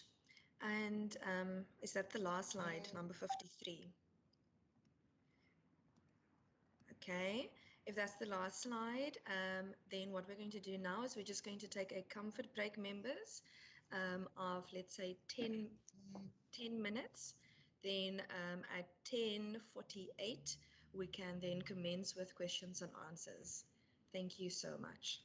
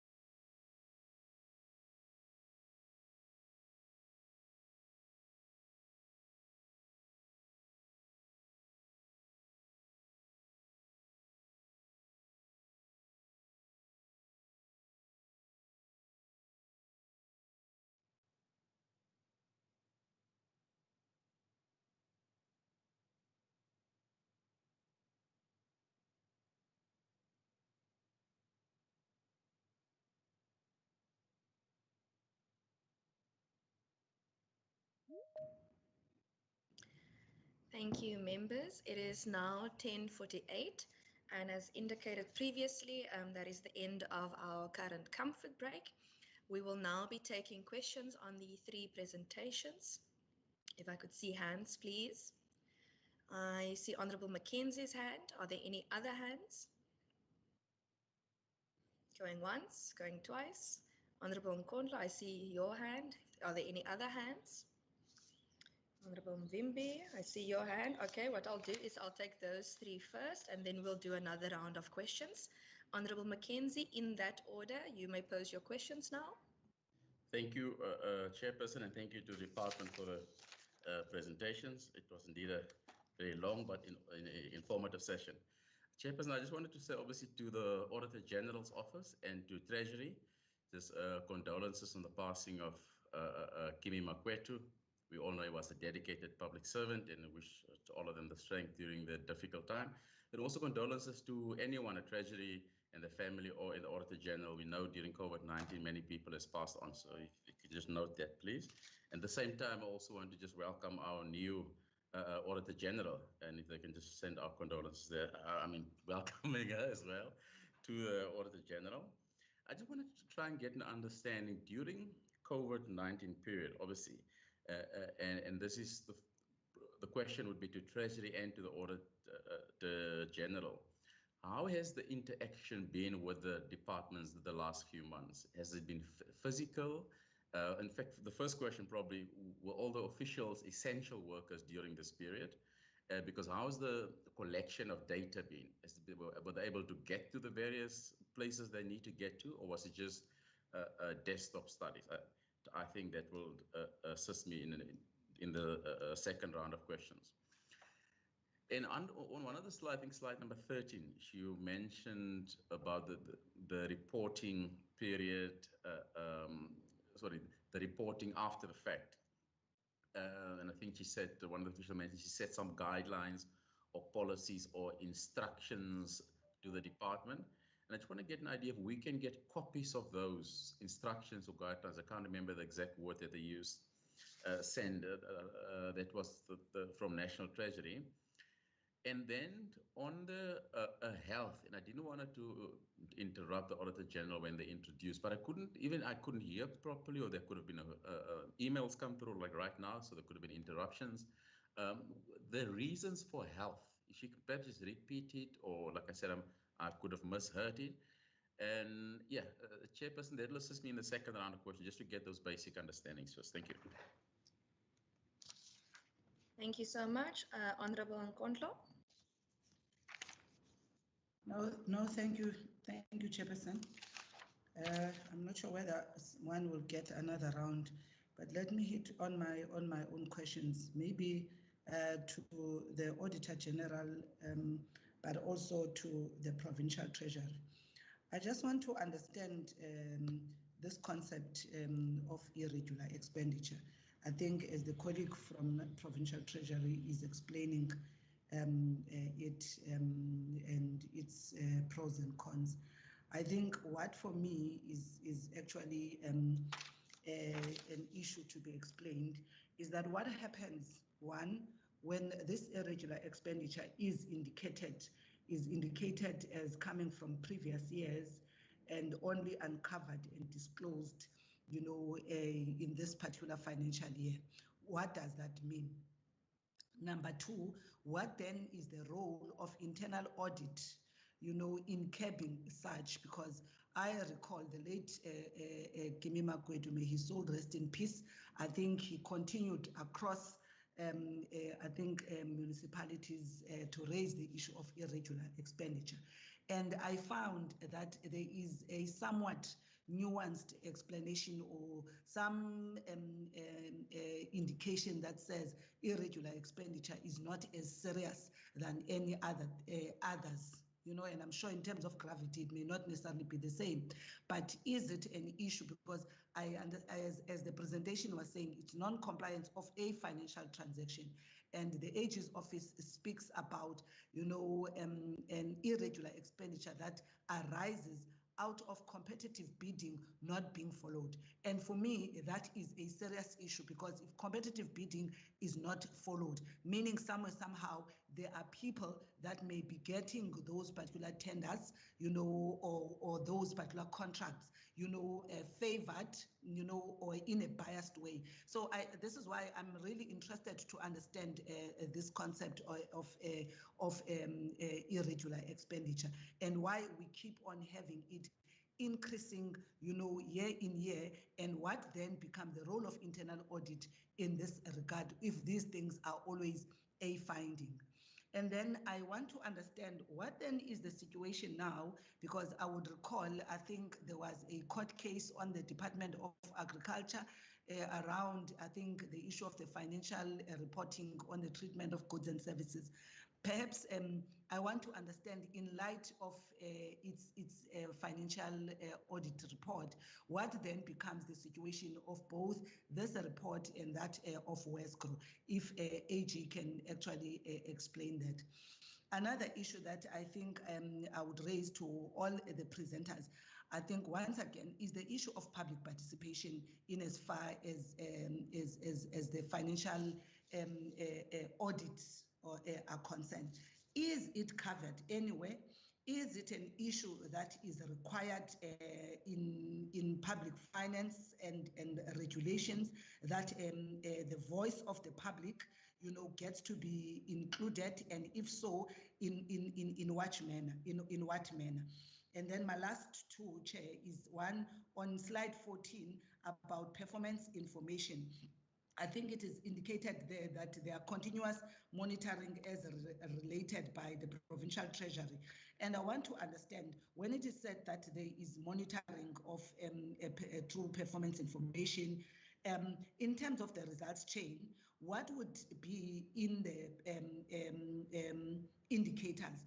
I'm asking to check, is the monitoring system that we are using focusing on inputs, outputs, impact, or outcome? If you can clarify me in that. And I'm raising this because each and every administration, in particular when it comes to both your impact and your outcome, would come in with an intention to try and understand what, you know, in the strategic plan was the key, you know, impact and outcomes to be realized. And therefore, I'm interested to understand the extent to which what is located in the Premier's office is assisting departments, the provincial government as a whole, including us as Parliament, who's supposed to monitor. That is why I'm asking what level of results are being monitored, which would then be able to realize such a particular data. And lastly, on the donor funds, is there a donor policy? And if so, can such be shared with us as members? Thank you. Thank you, Honorable Nkondlo. Honorable Mvimbi. Thanks very much, Honorable Chairperson, and thank you very much to the various presenters that have presented. I welcome the presentation. I think it's very insightful and very informative. I only had really two simple questions. Really, I'm not going to be as extensive in explaining as other members did before me.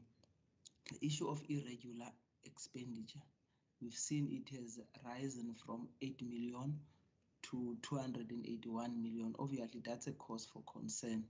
I've seen the manner in which it was tabulated there, and they did show us that maybe it might assist me just to have just a summarized explanation of that. I know it might be related to COVID. I have seen also the list that has been mentioned by the various departments. It might assist maybe if you to check whether is there no common denominator. What is the common denominator in all those irregular expenditure? Now, also on the issue of irregular expenditure, especially as it was explained by Mr. Hadin, I tried to look at the definition that he has put on the slide a number of times and tried to internalize it. Maybe, Mr. Hadin, it might assist maybe if you can give some example, as you're saying that it's not necessarily, I think the way I understand it, we are actually trying to say that it's not necessarily illegal to have an irregular expenditure. If that's the case, maybe can you just, it might assist, because I really struggle to understand even the definition that we're explaining there. Maybe some example might assist so as to understand that better, because to me, irregular expenditure is irregular. It's something that should not occur. It must be avoided at all costs. So it might assist to give some example then. Also in the presentation again by Mr. Hadin, I know most departments and even entities, they do have audit committees, and the role of audit committees is also very pivotal. But maybe it might assist to, I don't know whether have there, especially in view of this irregular expenditure, what has been the role of audit committees in all this, especially this increase in this irregular expenditure? Because as we've indicated in your explanation, that audit committees at some point, they also look at the report of the Auditor General and try and advise the department, relevant departments accordingly, and they also do give their opinion. What has been their role in this irregular expenditures? How have they tried to assist in avoiding this irregular expenditure? Thank you very much, Chairperson. Thank you so much. I will now allow for National Treasury and then the AG and then Provincial Treasury to answer questions in that order. And the lead from each team can then just indicate if someone else from the team will be answering specific questions from members. Thank you. So we'll start with Ms. Bodevig. Thank you. Let me deal with the question on the additional reporting guidance that has been developed and issued. What we can do is we can send it through to the Parliamentary Office for distribution. So it relates to the MCS and GRAP. I think maybe I should just clarify, obviously, the 1920 financial year was almost at a close when the pandemic hit and the lockdown. So the impact most likely will be seen in the 2021 and beyond. But the guidance that we did issue specifically for departments related to the 1920 financial year, some things to consider and going forward as well. So I think we would see the impact of this over the next 2 to 3 years, and it would be something we would have to keep on our radar. But we can certainly send both documents from a GRAP and a MCS point of view through to the Office for distribution to yourselves. In terms of the question on public participation, it is very important, and I can't speak to the budget and the performance information side, but certainly from a financial statement preparation point of view, when we set standards of GRAP, both from the ASB and the National Treasury, the idea is to set financial statements and to prescribe requirements that address the needs of the public or the needs of the users of the financial statements. So we certainly don't set up the financial statements to address the Treasury's requirements or the Provincial Treasury's requirements. It should be addressing what a user, a parliamentarian, a taxpayer, a person in the clinic, a recipient of the services would want to see when they pick up the financial statements. Obviously, there's a balance between giving a lot of information and a simple communication of what takes place. But in the intention in developing the standards is to make sure that there is a public interest is served in putting that together. And certainly if you feel that additional or some of the information could be done differently, or you want something else, we welcome to any comments or suggestions on how we can get departments or public entities to communicate it more specifically or simply. there was an exercise that the Accounting Standards Board did where they did actually go and speak to oversight structures, they spoke to rating agencies, so they spoke to the users, they spoke to the JSE, for example, and said to them, what do you experience when you look at the financial statement, and is there anything that you would like to see in those financial statements? And there's actually quite a useful report or a summary of that. If you're interested, we can also give that to you. And some of the suggestions they've handed over to us to see how we can include that more broadly in the annual report.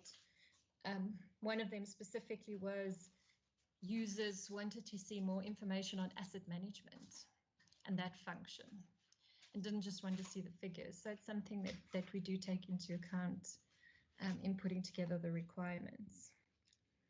I think I'll leave that for now and then let the Provincial Treasury and the AGSA come in and I can assist them in addressing some of the concerns or some of the questions more specifically relating to the province. Thank you.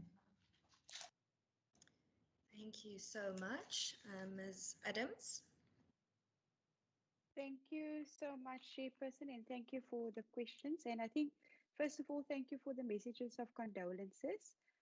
We appreciate it from our office. As you indicated, we are still dealing with the loss, and also the welcoming of our new Auditor General, Sakali Mololeke, that is effective from today onwards. So, Chair, maybe just to respond to the members' first question relating to the COVID-19 audit process and how we navigated this audit process, and was it basically, were we present there or not? And I can indicate that as a country, we were under 543 level lockdown. And as a result of that, there was various rules and regulations. And I think key for us was important, first of all, the safety of our staff, and secondly, ensuring business continuity. So there was very close working relationship between us, the departments and entities, in terms of how would be the best way to navigate this space. So from an audit perspective, we've basically looked at where is it possibly that we can do remote working, and where is it that we had to go on site to do specific work. So it was basically a combination of working remotely and working on site, depending on the type of audit process and procedures that we had to do. I can indicate that during this period, what was a challenge was request for information. It did take a bit longer, but also taking into account at a specific stage, which was the peak of the audit period, only a third of staff members was allowed to come back. And as a result of that, we had to navigate what would be the best way to deal with it, and then to deal with the request for information in an effective way. But I can indicate we had very, very good cooperation from all departments and entities in terms of the request for information and what would be the best workable solutions if there was hiccup in the process. So I can indicate from that perspective, that is basically how the working relationship worked. It was not easy, but we managed then to sign off majority of our audits on time from that perspective. On the next question relating to the Department of Health specifically, so as I've indicated earlier, originally at that point in time when we had discussions with the Department of Health, and because the Western Cape was the epicenter, they did indicate to us that they will not be able to submit the financial statement by the end of July, and requested us then to pull out of the audit. And as a result, then we allocated our resources to other audits. When they submitted then the financial statements on time, and I think from the start we indicated them, if we're pulling out of the audit, we need about 4 to 5 months to basically be able to do the audit and complete the audit in order for us to give an opinion. So when the financial statements were submitted by the end of July, we were never going to be in a position to sign off by the end of September, because for us to be able to do that audit, we need about 4 to 5 months. And hence, that is the main reason then for the delay in the audit process. So originally, us being the epicenter, and as a result, we pulled our resources off because, of course, the safety of our staff was critically important. And from a health perspective, the key focus was making sure that they treat the patients appropriately and were dealing with the epidemic that we were faced with at that point in time. So that is the main reason for the delay, but I can indicate the audit process is ongoing, and we are planning to finalize this audit process by the end of January this year. Then the next question relating to just the irregular expenditure and how it basically worked, that previous year irregular expenditures identified. So from an audit process, how we normally then work that when we select samples for testing, we would look at expenditure incurred in the current year. So what could happen basically, that expenditure that is incurred for the current year could relate to previous contracts that was awarded in previous years. So the tender could have been awarded 2-3 years ago. However, the expenditure still continuing. And hence we find a reason when we've actually selected that specific expenditure item, we have to go back to make sure what procurement process has been followed, and was the procurement process at that point in time that it was followed appropriately. And hence we find ourselves in a situation where we discovered irregular expenditure relating to the previous year in the current year from that perspective. Then in terms of the irregular expenditure, if it's not so serious and so on, but I think important to note when irregular expenditure is reported is a non-compliance with the laws and regulation. And as a result of that, this results in irregular expenditure. So in terms of procurement and contract management, there is specific deviations that you are allowed to deviate from the procurement process. So that is also available. So this is basically when it becomes irregular, where specific prescript has to be complied with, and those prescript wasn't complied with, that resulted in irregular expenditure. So from this point, it would be important then for when irregular expenditure is discovered, that appropriate investigation is done by the various departments and entities, say what led to the irregular expenditure, who should be held accountable for that, and then the steps should be taken, and then going forward to say, what are we going to implement to make sure that this does not reoccur? Because it's not ideal to have then irregular expenditure disclosed in your financial statements.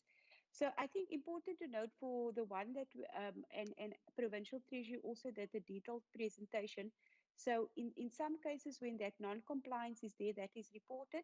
And from the Auditor General side, when we've got any concern of possible fraud risk indicators, when we're looking at specific contract, we will also report that in the management report to alert management to say, please look out for this, there's possible fraud that could be occurring here. And I mean, Mr. Hardin was 100% right. There's in none of the management reports we've really indicated such for this year under review.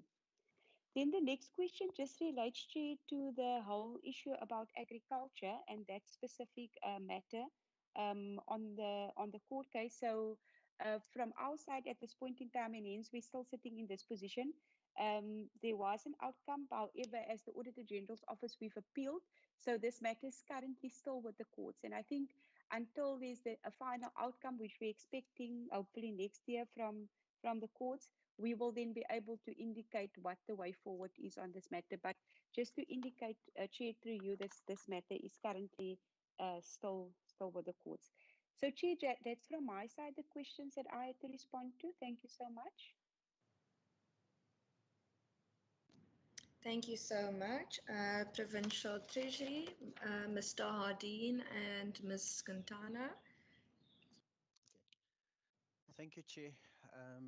Let me apologize and say that if there's ever an indication that irregular expenditure is much to do about nothing, that's not the case. What we do look at is every single non-compliance that has been raised, we look at the nature of that non-compliance. So I'd like to, for Honorable Member Mvimbi, I'd like to demonstrate an example of irregular expenditure so that you can understand the context. So let's say one of the officials, they go to a hotel, and before they go to the hotel gives them the quote that they have to pay 1,400 Rand a night for accommodation.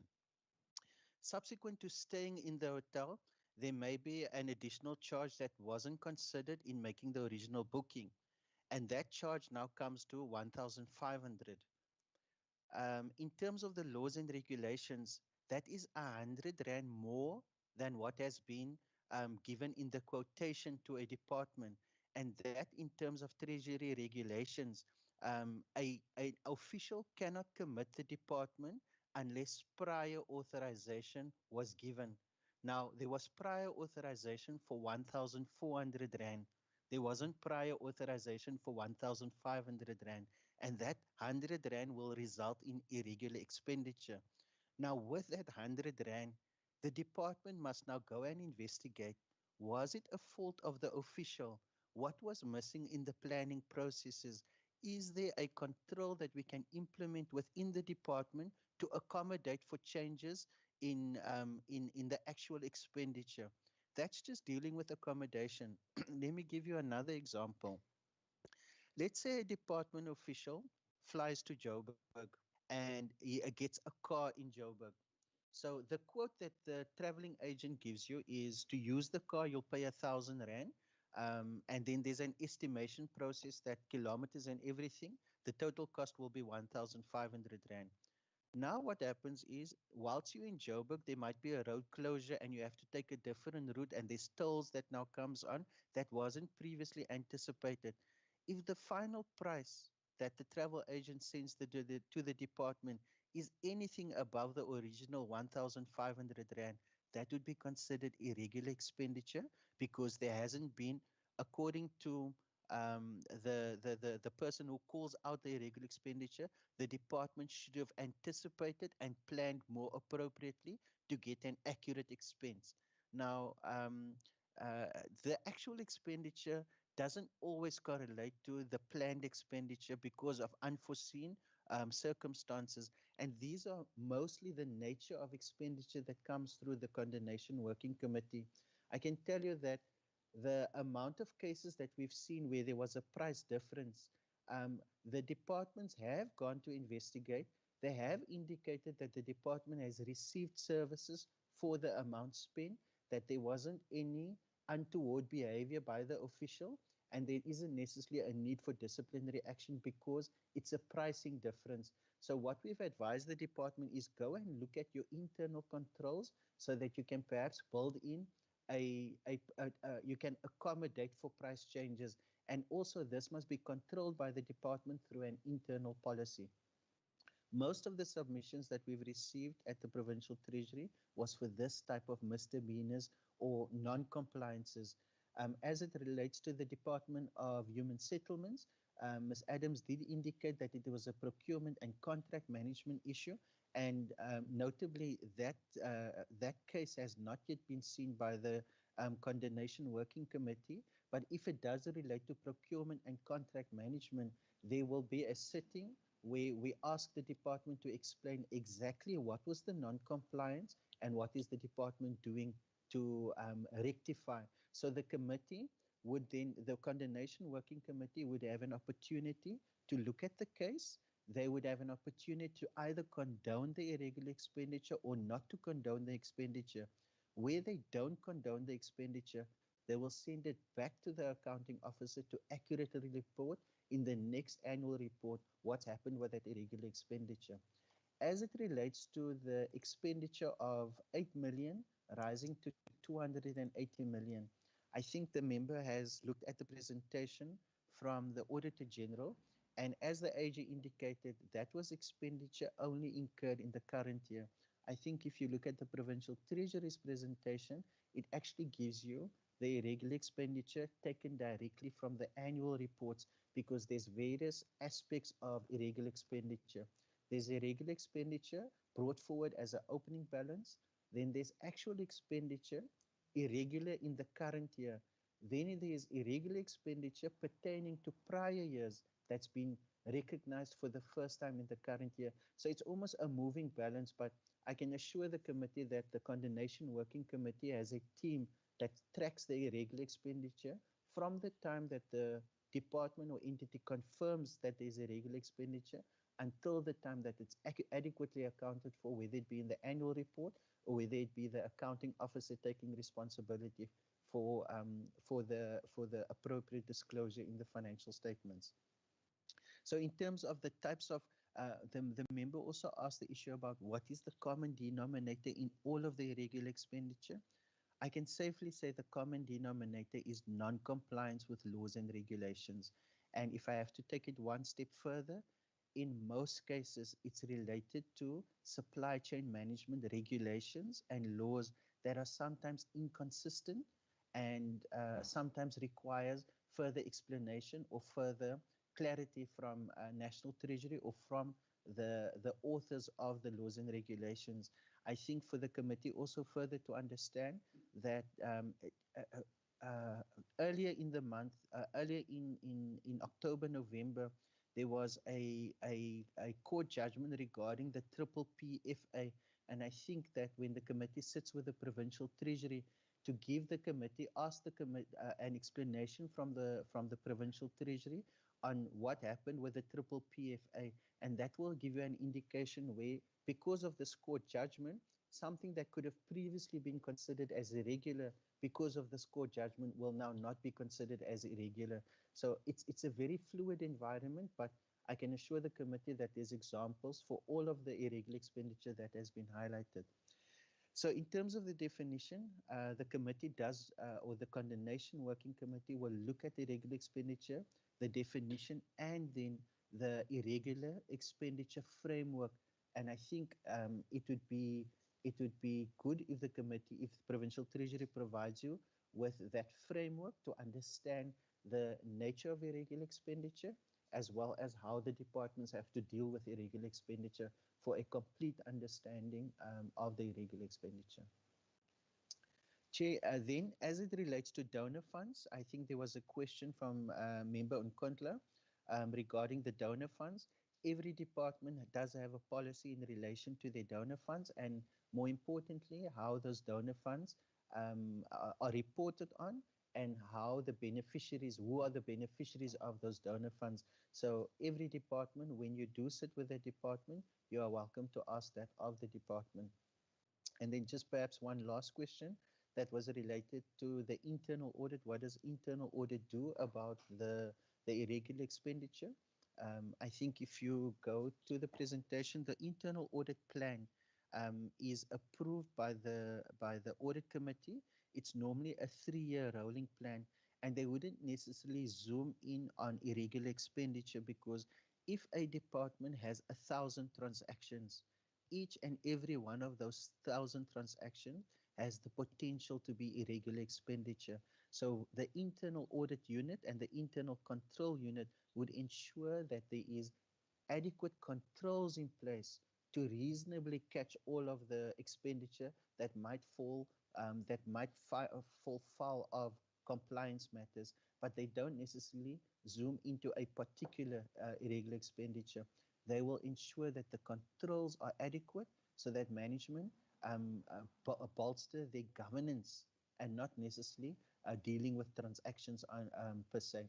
So I think that is the response that I can give to the internal audit, but the members are welcome then to raise the same question to the audit committee, where they will give you a similar explanation of the role of the internal audit as it pertains to the irregular expenditure. Thank you, Chair. Thank you so much. I will now take another round of questions. If none, then can I pose my questions then, because I see no hands. Okay, so I'll pose my questions then. Okay. To the National Treasury, I've asked this to the Provincial Treasury before, and I think I would like to hear the view of National Treasury. When it comes to targets of departments and entities, you create your targets and then you evaluate your targets. And somewhere in the middle, sometimes targets are changed or they are revisited. And I wanted to understand from the National Treasury's point of view, how do you consider the changing of targets? What would you look at when it comes to the criteria of changing targets and the role of legislatures when it comes to evaluating the original target or the change in target? Because at the moment, obviously, the department can change a target or indicate that a target will be changed. And in COVID, we're also seeing that some targets need to be changed. But then what do you consider the role of the department and or of the legislature as well? Then I just wanted to find out, I've asked this of the AG before, but I think I've asked this of the AG specifically for the Department of Finance, Economic Development and Tourism, but I would like to hear the view of the AG and National Treasury specifically on the whole of government. Currently, we are arguing that we need to go to more service delivery audits.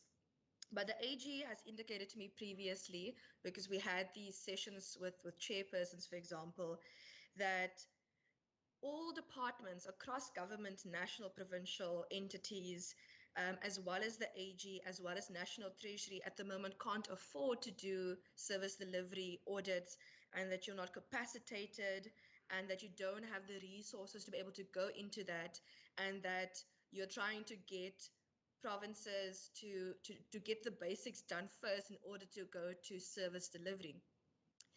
And arguments have been made, for example, that where you have provinces who are doing better, that perhaps you should now move to service delivery. And I would like to know is, what resources would you need? What finances would you need in order to be able to start doing service delivery audits? I've asked specifically for the Department of Finance and Economic Development, like, give me a breakdown. What is the amount? How many people would you need? But I think it would be important for us to understand across our departments and entities in the Western Cape, what would the AG need, what would National Treasury need, and what would the province need in able to do this? And then I wanted to find out, previously I raised a concern that, for example, you do an audit. An audit is obviously based on a sample, and then you express an opinion and we get the annual reports. And part of these are also the BBBE requirements. And previously we heard that, okay, you don't pay for the certificate at the moment, and therefore because you don't have the certificate, it's raised as a concern in the annual reports at the end of the year. So now I want to find out, what is the way going forward this year? Are we going to hear the same thing where the targets and the numbers are actually in the annual report, because you can go to the page and see the numbers of the BBBE, but because you don't have a certificate, it is raised as a concern. But the certificate is also quite expensive, but if you don't have the certificate specifically, then you're not compliant. So what is the way forward in that? And perhaps that is for National Treasury, because the AG specifically can only audit based on the laws, but National Treasury sets the standard essentially. And then I wanted to find out, because Ms. Bodevik, you mentioned, so I've written some of the things down. You've said things like we need to look at carefully identifying whether something's a once-off issue, what is the impact, why did management not pick up on this, making sure entities do not take advantage. And then you mentioned, for example, do you have sufficient funds, and what do you need to do and to address the MTEF period, which is over a number of years. And you mentioned things like the national, it's more to do with national than the current province when it comes to fiscal dumping. And I just wanted to find out, because we've seen cuts in our conditional grants, for example, and many of these, if not all, are directly going to fund the SAA bailout. So based on the guidelines you've given us to look at how to evaluate the provincial budget, how do you evaluate when conditional grants are being cut in order to go to state-owned enterprises at a national level, for example, SAA? And how does that get evaluated? How does that impact get evaluated? How does that management issue get reported on, and how does that then impact the MTEF period? And then I also wanted to find out, I know you spoke about the instructions regarding the GRAP and the MSV, but I wanted to find out, I saw a instruction on human settlements and going forward on whether or not one should be building houses and what one should be doing with the housing money. And I just would like to understand if you can just unpack that particular instruction and explain, just because I don't sit on human settlements, and so I'm not an expert on that. So if you can just please explain that particular instruction to us. And then to the province, I wanted to find out, You spoke about some irregular expenditures, for example, when it's 100 Rand over, when you go and you rent a car and stuff like that. And is there a way to identify foreseeable irregular expenditure, such, for example, where you know that kilometers are being estimated and it might change in the future, compared to unforeseeable irregular expenditure, because then maybe it might give a much more accurate view in terms of what the irregular expenditure is. And then I also wanted to find out for the province, in terms of the condemnation committee, currently in our annual reports, it's written, okay, this is the irregular expenditure, and then we hear, for example, in the end of the year, this is going to the condemnation committee, we will find out later. But is there a way to report condemnation of irregular expenditure earlier, for example, in the annual report, and it already gone through the process and then we see it? Because currently it's more a post facto exercise. So in the end, we see it 1 year later almost, compared to if we had to see in the annual report, this is the irregular expenditure, this has been condoned for a specific reason, this is where we're moving forward, that needs to be put into other reports. I think those are all my questions currently.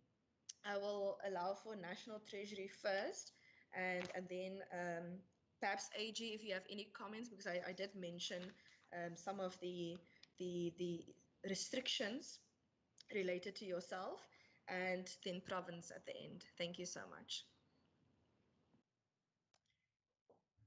Thank you. You certainly saved the tough ones for last, but let me answer as best I can. And some might just be my own personal view, maybe not so much of the Treasury's, but let me try. Let me start off with the human settlements and housing. What we noticed and what we allowed for a number of years is the whole grant that was allocated to human settlements for the development and transfer of infrastructure to recipients or beneficiaries was historically all lumped together and classified as a transfer to households.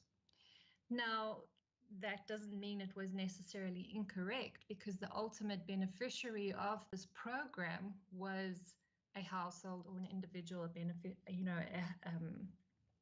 someone that qualified for the land or the RDP house, sorry.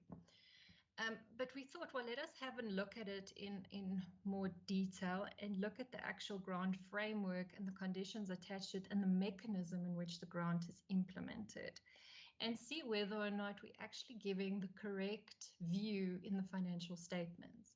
So yes, ultimately, a household benefits from it, but there are interim steps that the department does carry out, which maybe we actually want to reflect in a different way in the financial statements. And for example, where we went and looked at it in more detail, we noticed that in a lot of instances, the department either on its own or gets a municipality, or it gets a contractor to construct the RDP houses. And if this action is taking place, which is under the control of the department, we should be reflecting the fact that this infrastructure is under development in the financial statements of the department, the extent of the development costs, and the process that has taken to complete or transfer those completed RDP houses to the actual beneficiary thereof.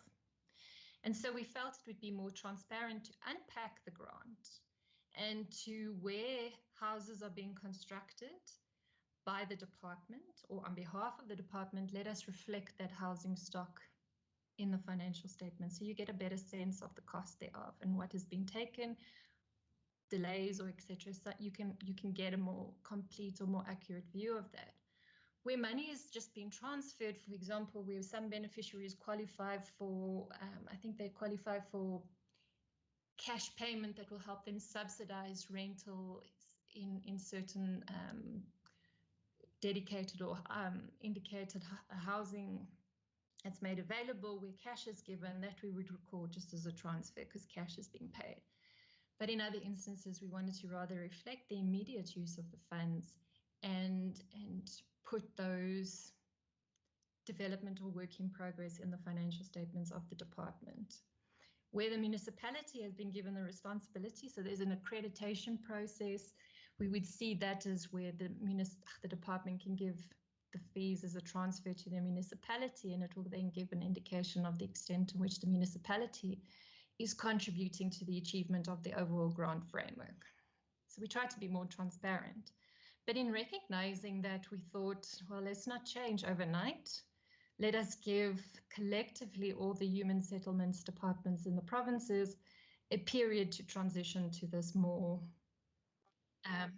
immediate use-based reporting as opposed to the ultimate use-based and included as a transfer. So we issued a separate note. We issued a separate transitional arrangements that gave the provincial departments across the country a period of 3 years to, first of all, change their budgets and to change the way in which they collect information to report differently in the financial statements. And I think they should be starting in 2021 to move from a budget point of view, which will then follow in the financial statements. So the idea around that was just to unpack the housing grant, reflect the immediate use of the funds, who is involved in the arrangements, rather than to just show it as a transfer to households where we felt there wasn't enough transparency in how that arrangement was reflected in the financial statements. We did go through a process where we took it through the TCF. We spoke to departments, so hopefully the provincial departments are aware of this and they are putting processes in place to deal with the budgeting and the reporting requirements relating thereto. In terms of the BBBE,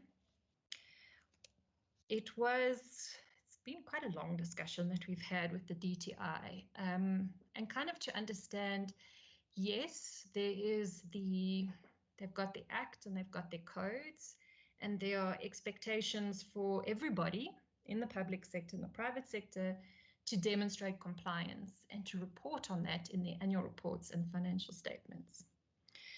One of the challenges, and you've highlighted it, is that did it really mean that departments, public entities, and municipalities had to get a certificate?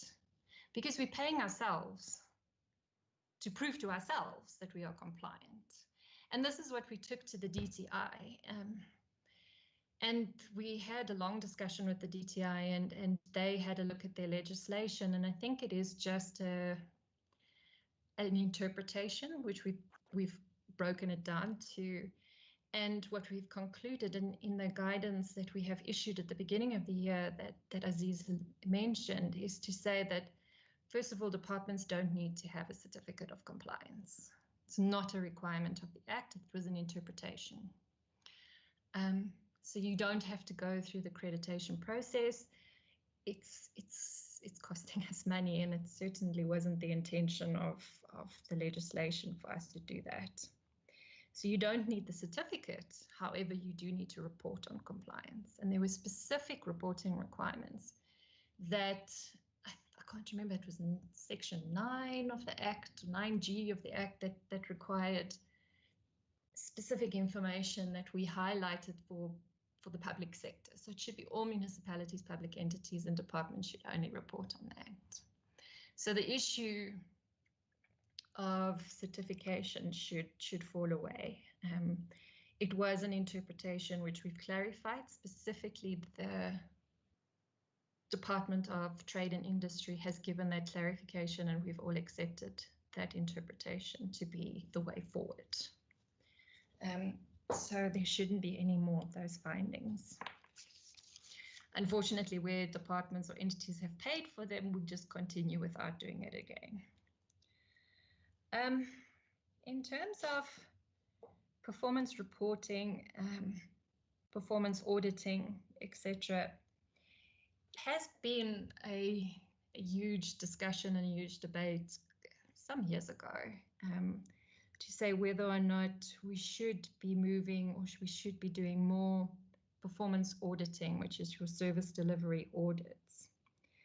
I think the challenge at the time when this was quite a big discussion was the system is not mature enough. And yes, when is the system mature enough is the big question, but certainly wasn't at the time mature enough to handle these type of audits. And I'm talking from those that have to generate the information, those that have to prepare the information to be reported on, and those that would have to audit it. So in order to do these types of reviews and reporting, you would need to have a framework that kind of prescribes, you know, how or what information will be reported, and you would need to have standards that will assist you in preparing or doing a review of that information, which it wasn't available at that point in time. So I do think there probably is some value in these type of audits, but one would have to think about, you know, is it for specific programs, for specific sectors, rather than just doing it holistically for each department. And that's certainly what we see happening internationally, where it's rather focused on specific, you know, areas than just doing it every year in addition to what the Auditor General currently does. So I do think probably looking at the maturity, I don't think it has advanced all that much. I think if you look at what departments and entities use to generate this information, it is still very manual. Certainly in the Treasury, we get sent an Excel template, which we have to complete. And I have to save things on my computer. So there isn't, you know, in terms of systems, IT systems, we certainly don't have something that we could possibly use across the board and place reliance on. And I think if we look at some of the controls and changes in the information, I think it still indicates that the level of maturity isn't quite there. So I think it would take a lot. I'm not too sure of how much it would cost. I think you would require a specific skill to look at the information and apply a consistent frame in how you assess the information that's being reported. So because I think it's very subjective, more so than any of the other information that is being reported. But I think I can let the AG and the PAGs, the province, also comment on that. In terms of, you know, changing targets, what should be allowed, what should be the benchmark? I mean, certainly I can talk from our own environment. We aren't allowed to change things holistically. We have to really explain why we want to change a target if it's over 5%, because obviously it's a promise and a commitment we've made. And that promise and commitment has been followed up with the allocation of funds. So it has a very big impact if we just want to go and say, well, no, we've changed our mind, this is too hard, or is this really realistic, and should we change the targets and indicators? So I think it should be quite strict in terms of, do I want to change an indicator? And what you would tolerate in terms of that. And I don't think we're allowed to vary that more than 5% in a year. And we certainly aren't allowed to change it holistically because most of it is linked to the National Development Plan, the MTSF, and now we've just been told that the minister has a performance agreement with specific targets that we also had to make sure that we align to it. So I think it's very difficult for a department or an entity to just change the thing. So you would have to see to what extent it has an impact on the strategic plans, the National Development Plan, and any other specific ones within the province. I do think you might see changes now. Certainly we were asked at National Treasury, because of the impact of COVID, the Department of, what are they called? Performance Monitoring allowed a window for departments to amend their targets. And we went through that process, but anything we had to do had to be justified. We couldn't use this as an opportunity to get out of things that we didn't want to do. So we had to put in strong reasons why, and they are still being considered, I think, by Cabinet before we haven't yet gotten feedback whether we're allowed to change it. Let me just have a look.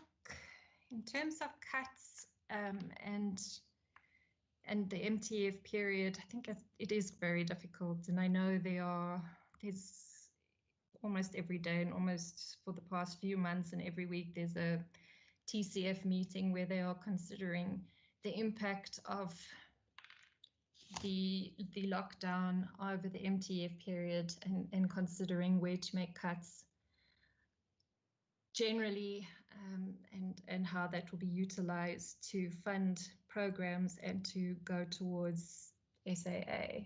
I think it is an approach that is done collectively, looking at what are the programs, the needs, the performance of the programs, but I don't think it's not done haphazardly. It's really done with all the provinces. I must say I'm not very much involved in that, so maybe Jalinda can give some more insight in how and the decision making that's made in terms of that. But certainly the messaging is we can't increase our spending limits, and we'll have to see within the envelope where we can cut. And it is a collective decision, probably often more a political decision than, or sometimes that gets influence in where, in what programs, in which conditional grants will be sacrificed in the medium term or maybe even in the long term. Let me pause for now on that.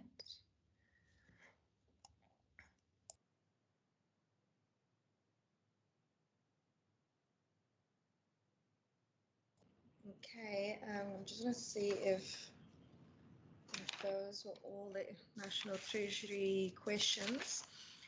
AG, do you have anything to add before I go to Provincial Treasury for answers? Thank you, Chair. I will be very short. I think Lindy has covered quite extensively some of your questions and concerns that you've raised.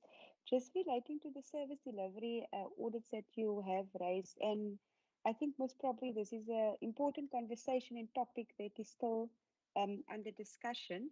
And I think for this year, from the AG side, we have produced a special report, COVID-1, where we tried immediately when those expenditure was incurred to make sure that the proper process was followed.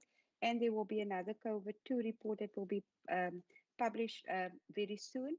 I think important to note, Chair, maybe it requires maybe a deeper conversation when we talk about service delivery to maybe get an understanding of what is the service delivery items, I think, that concerns the members, and maybe have a conversation to see is there things that we can work around going forward. But I definitely welcome that conversation and discussion that we can definitely have to see how we can get involved into any of these areas. Then in terms of I just want to quickly comment on the change of the targets and indicators. So from an audit perspective, I think important to note, because I think the departments have one of two options. The first option is to say, because of what happened during the year, now in the 2021 year, because of COVID-19, there's certain of my targets that I couldn't reach, and hence given an explanation in the annual report coming for 2021.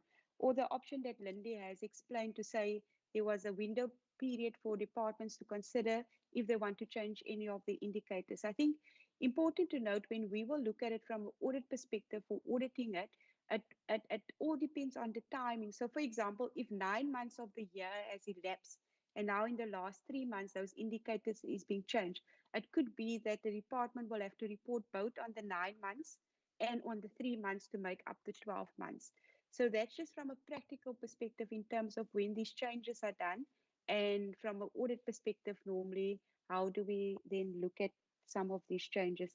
But on the BBBEE, I think Chair, comments was made in terms of the way forward. So we haven't reported anything in any management report relating to this matter for the year under review. Thank you so much. Thank you so much, Provincial Treasury.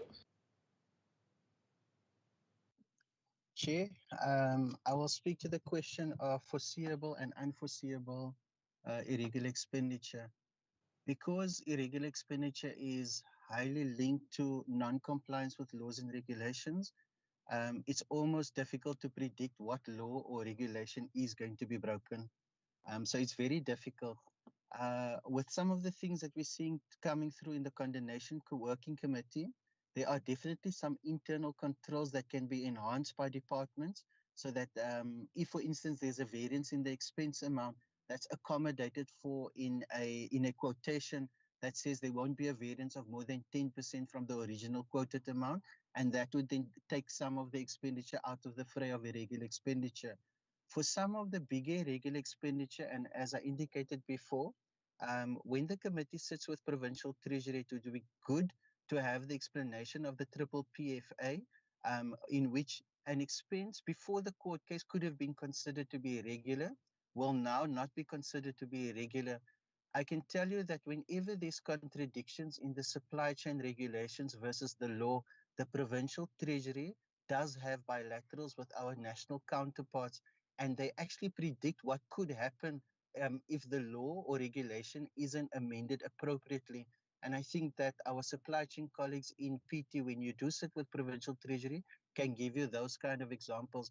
But where there are unforeseeable irregular expenditure, Provincial Treasury has a record in terms of writing to our national counterparts of what are the things that could go wrong, and eventually it actually materializes based on our predictive capabilities.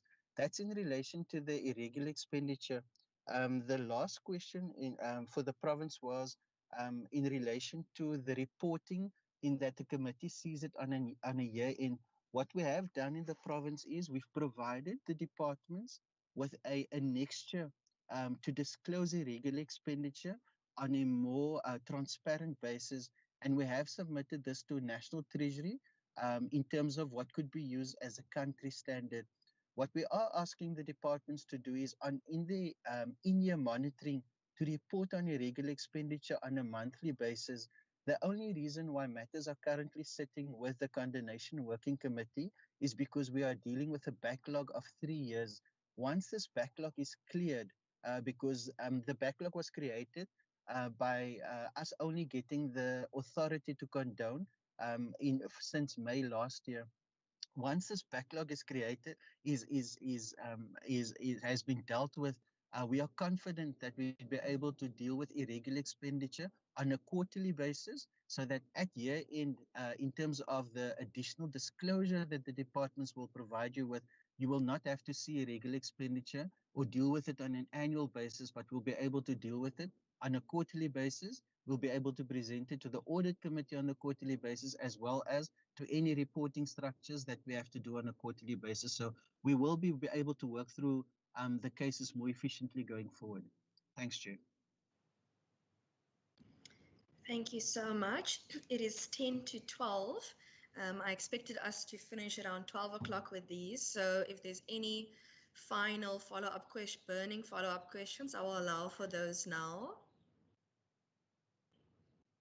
Okay, if none, then I would like to thank National Treasury, the AG and Provincial Treasury for being with us through a very long presentation and session and questions and answers.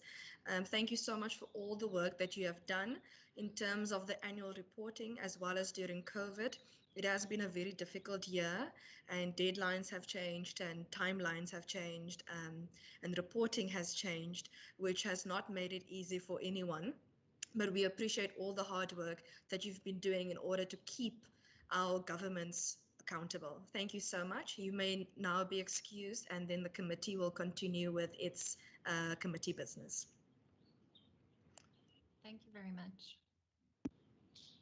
Thank you so much, Chair. Thank you. Goodbye. Thank you. Bye-bye. Thank you. Of course, if anyone would like to stay for the rest of the committee business, they are also obviously welcome. Members, we will now be going, let me just open up here quickly. We will now be considering the draft committee report on the Western Cape Second Adjustments Appropriation Bill. B7-2020. So if you have any resolutions regarding the presentation, we're going to keep those for the end of the meeting. And I'm going to just ask that the procedural officer just puts up each vote for us on the screen. And that way I don't need to read every single vote in its entirety. So we can just get the first vote.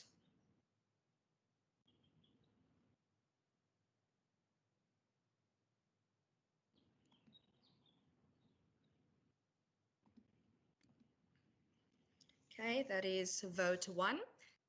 I will read the first one so that you can know what the standard reporting wording is, and then I will do summaries of each one, and I'll make a note if I see any particular changes in each vote. Okay. The report of the Standing Committee on Premier and Constitutional Matters on Vote 1, Premier in the schedule to the Western Cape Second Adjustments Appropriation Bill, B7-2020, dated 27 November 2020. So in each report, you will find a standard paragraph such as that in the beginning. The Standing Committee on the Premier and Constitutional Matters reports that it has concluded its deliberations on Vote 1, Premier in the schedule to the Western Cape Second Adjustments Appropriation Bill, B7-2020, referred to the committee in terms of Standing Rule 188, and that it supports the vote referred to it. And then you'll also see in other votes that there's a standard second paragraph of the fact that it was referred and how the committee indicated its view. Minority view in terms of Standing Rule 90, the African National Congress expressed its minority view to not support the vote. In the other votes as well, if a minority view was indicated, it will be a line in terms of Standing Rule 90. And it was signed by Chairperson Mackenzie of the committee. Thank you so much. Let's go to the next vote. The next vote is Vote 2, Provincial Parliament. It has a similar standard first paragraph. It has a similar standard second paragraph of Vote 2, Provincial Parliament, and the committee indicated that it supported the vote referred to it. It had a minority view in terms of Standing Rule 90 that the African National Congress expressed that it does not support the vote, signed by Chairperson Winger. Let's go to the next one.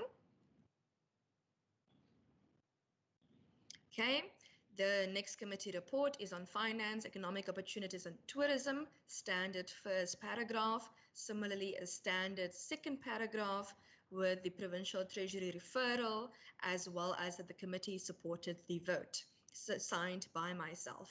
Thank you. Let's go to the next one.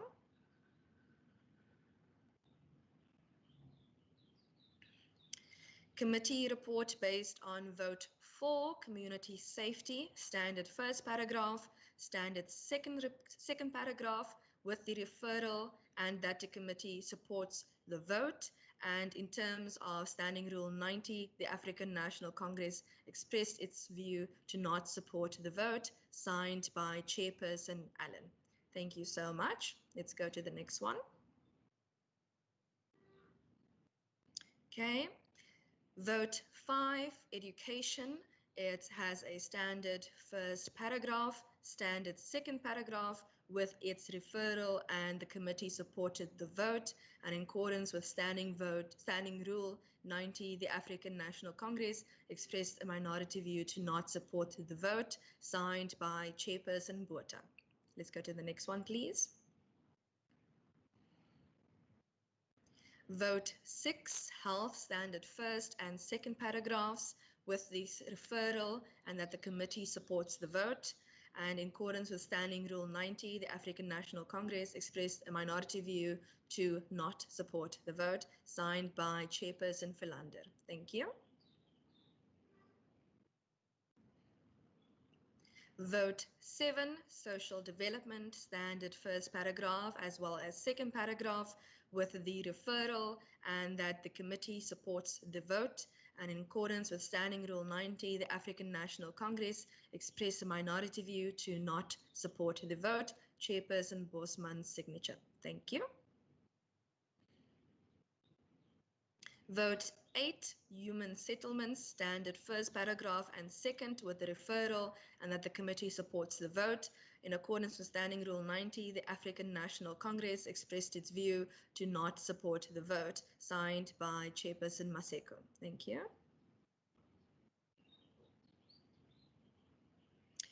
The vote 9, environmental affairs and development planning.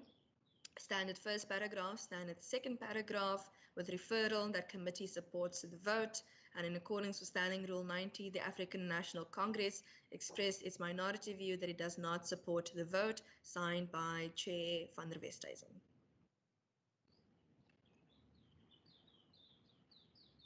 Vote 10, transport and public works. First standard paragraph, second standard paragraph with referral, and that the committee supports the vote.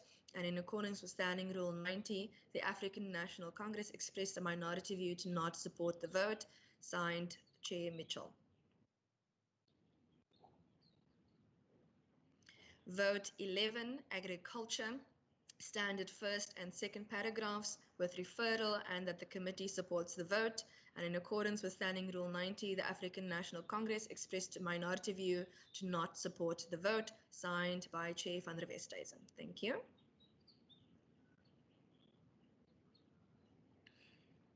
Vote 12, economic development and tourism. Standard first paragraph, standard second paragraph with referral, and that the committee supports the vote with a minority view in terms of Standing Rule 90, that the African National Congress expressed a view to not support the vote. Signed by myself. Thank you. Vote 13, cultural affairs and sport, standard first and second paragraphs with referral, and that the committee supports the vote. And in accordance with Standing Rule 90, the African National Congress expressed a view to not support the vote. Signed by Chair Allen. Thank you. Okay, vote 14, local government. Standard first and second paragraphs with referral, and that the committee supports the vote. And in accordance with Standing Rule 90, the African National Congress expressed a view to not support the vote. Thank you. Okay, and let me see here. Those are all the votes. Okay, members, now that the committee reports on each vote, all of the votes have been tabled as a committee, we now need to express a view on the bill in its entirety. So I will now take hands from members.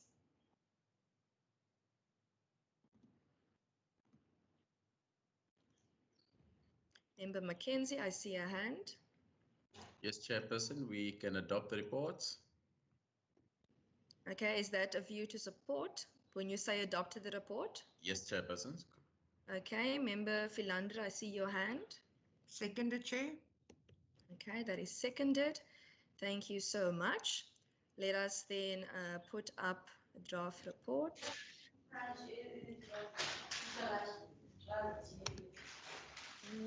Honorable Mvimbi, I see your hand. Is just consistent with the view that was expressed by the African National Congress in all of those reports. Just record in terms of Rule 90 the position to not support. Okay, no problem. Ms. Kamesh Ahmed, if we can then just put up the draft report then so long. Yes, Chairperson. Does it? Does I do it? Yeah, I'm struggling to find it on my desktop now. Can you just share it, please?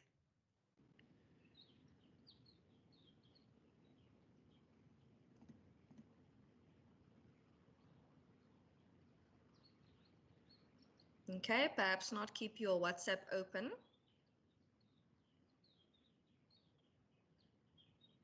There we go. You make it just a little bit bigger, please. I know I wear glasses, but I just need a little bit of help here with the wording. There we go. Okay. Let's take the word draft out in the first paragraph.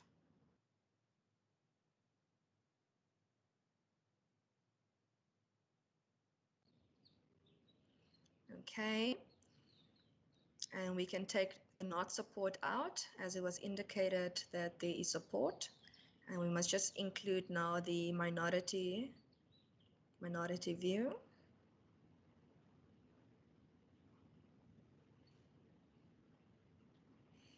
And at the end of the sentence, we can just say the bill, to not support the bill.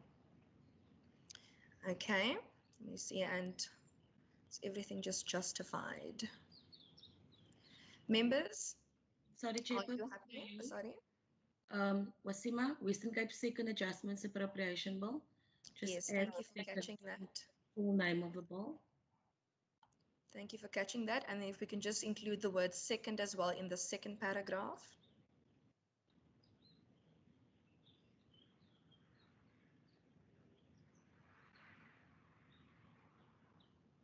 Okay. Let's see if everything's correct. Okay. Members, if I could have your view on the report, please, whether you support the wording in the report.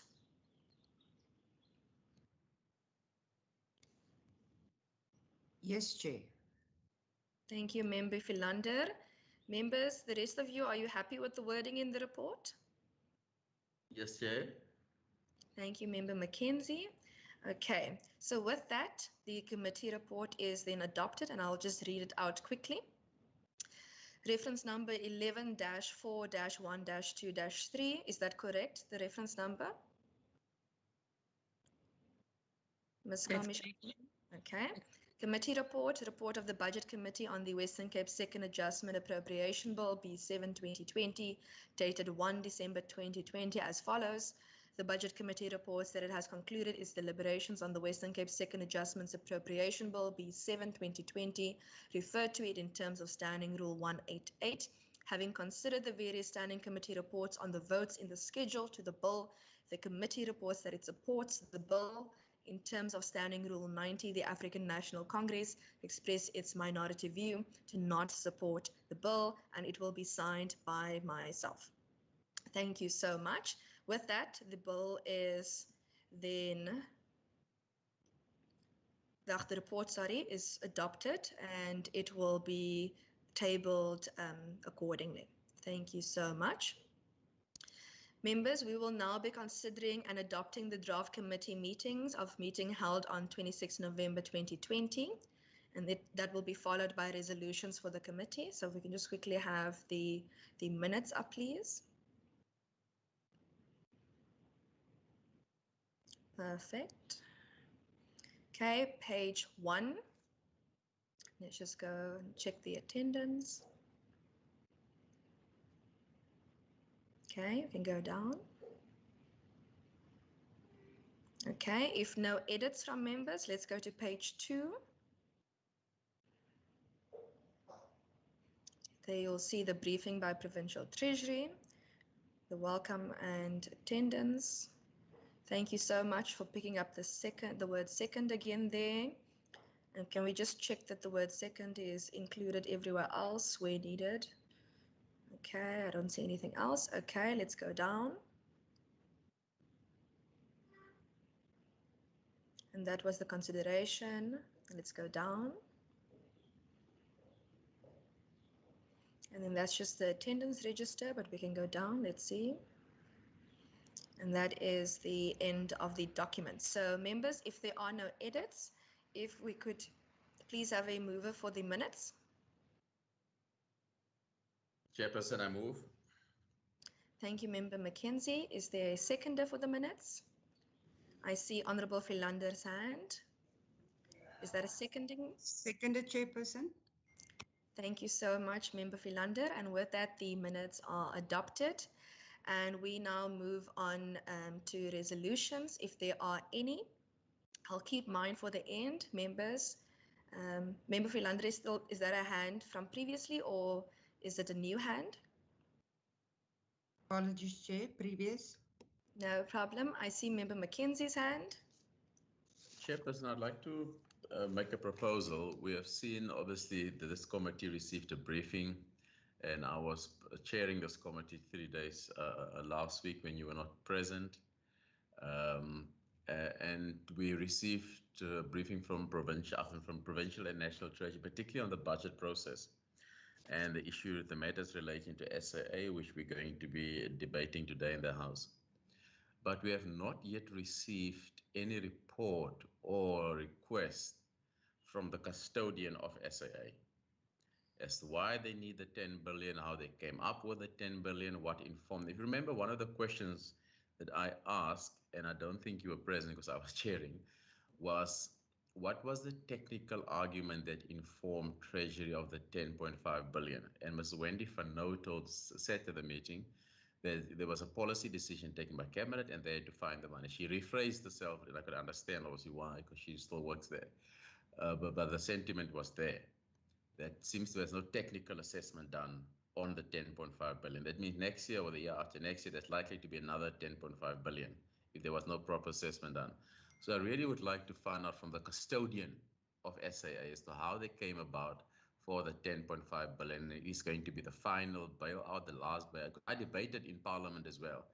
And unfortunately, Minister Mboweni did not respond to some of the debates from his own members, including from members of the other legislature, who raises serious concerns about this bailout.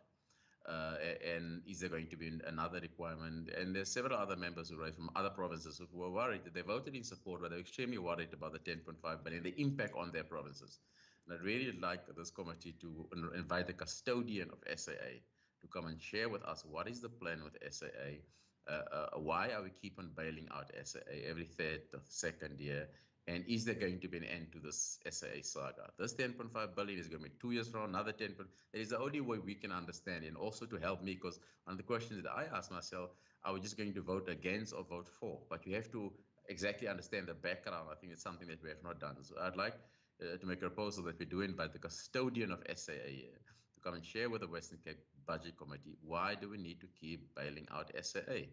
And I suggest that the invitation need to go to the political head of SAA, and from there you can delegate it down to whoever he deems appropriate. Thank you. Okay, the political head would then be Pravin Gordhan as Public That's Enterprises. Right. And we can probably also then include the invitation then to the department to understand why certain budgets are being cut and why the money is being given to SAA. Okay. Yep. Are there any other resolutions, members? Okay, if there are no other resolutions, I would like to propose that we request the documentation. Okay, sorry, Honorable Mvimbi, you can go first. Thank you very much, Chairperson. Just based on the presentation that we have actually received from both from all the departments, especially the National Treasury, Provincial Treasury, as well as the Auditor General. Just if maybe we can request a report from because there was the whole issue about the non-compliance of departments on the BBBEE. You know, I know it's also the question that we always ask every time we meet with them. Maybe if we can ask maybe to be as a resolution that will be provided by the reports of all the departments on their compliance or non-compliance to BBBEE. Okay. I think previously the department indicated that it will be in the annual reports that it needs to be reported on, but it won't be specifically in the management report because they don't need the certificate anymore, as clarified by DTI. But perhaps what we can do is we can ask them for a summary of the BBBEE reporting from the departments and entities. Would you be satisfied with that, Honorable Mvimbi? No problem, Chair. Okay, no problem. Member Nkon. Oh, sorry, Member Mvimbi, do you have any other resolutions? Is that the only one? Okay. Yes, Chairperson. Okay. Member Nkondlo. Thank you, Chair. I'm actually going back to the initial recommendation on inviting DPE. And I would like, Chair, to add that we invite both the Department of Transport and also the National Treasury, so that when there's conversation about the technical soundness or the technical analysis that was done, we also take into cognizance that SAA as a transport entity actually realizes the Transport Act that resides within the Department of Transport. So I'm just suggesting that in view of the of that recommendation, we actually invite, whilst we would want to listen to this technical presentation, if it was done or it was made as a basis for SAA's funding request. So I wanted to just add those two departments to be also invited to that conversation. Okay, so it's just an expansion on the first resolution.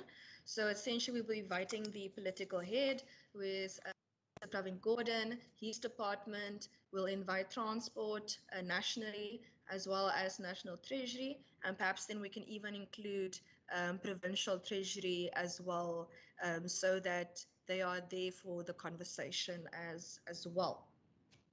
Okay, are there any other resolutions? Chairperson. Member Mackenzie. Thank you, and the committee need to be mindful. As you know, tomorrow we were going to hear from the court case on the labor matter, and that would have had a severe impact on the budgets, not only of our province, but in other provinces as well. And I just want this committee to keep us, because I just saw a breaking news now on a matter that the public sector, where there seems to be a settlement will be reached. And we have heard during the presentation by Treasury, Provincial and National, that it will have devastating consequences on the budget of provinces as to where that money for the wages that government, whatever percentage government is going to agree on, 3%, 2%, 5%, is going to require billions of rands. And I know when I partook in the debate in National Assembly on the National NCOP also, other provinces raised the same concern, that this money they didn't budget for it, national government. So that means there's going to be, I just saw it now. So we need to just be, if you can ask the coordinator just to keep an eye on it, because we might need another meeting to discuss that matter, because it's going to have a massive impact on all of us. Thank you. Okay. I think given the first resolution regarding SAA and bailout money, as well as the resolution then regarding the public wages, since the court case is only tomorrow, perhaps we can try and find two different slots, because I do think it's quite a big topic to discuss.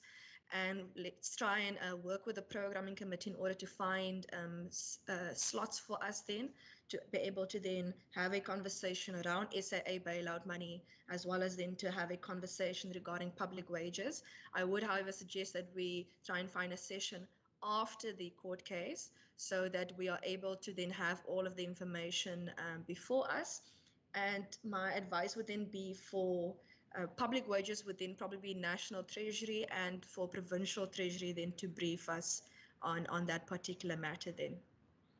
Any other resolutions? No, yes, Chairperson. No, I don't dispute. No, I'm saying that it looks like the court case is not going to go ahead. That's what I'm saying. Okay. You didn't hear me properly. Yeah, it looks like the court case is not going to go ahead. But I'm saying once we've got all the information, we might just keep an eye on it, so we can invite them, the Department of Labor, and definitely Provincial Treasury, and obviously the MEC, to find out what is the implications. So my advice then, my advice is then let us wait for the court judgment, and then once the court judgment is completed, we then look for a slot. We ask programming to assist us for a slot then, in order to discuss the impact with National Treasury and with Provincial Treasury then as well. If members are happy with that, are there any other resolutions? Member Nkondlo, I see your hand is up. Is it from previously, or is it a new resolution?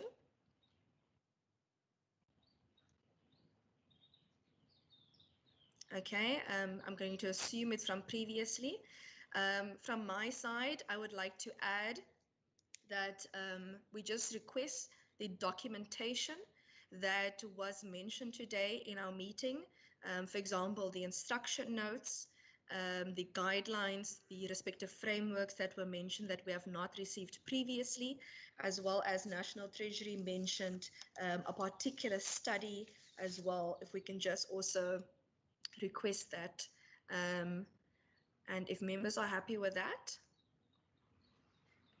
Okay, members, if everyone's happy with that, then those are our resolutions. And with that, members, I thank you for your attendance and thank you so much for remaining online. It has been a very long committee meeting today, but I trust that it's been a productive day for us all. We have learned a lot, and I wish you well with your upcoming debates, as well as the annual reporting season and all of the bedtime reading that we have ahead of us. With that, thank you to the procedural officers, and the meeting is thus adjourned. Thank you and goodbye. Thanks, Chairperson. Thank you, Mama Energy. Thank you.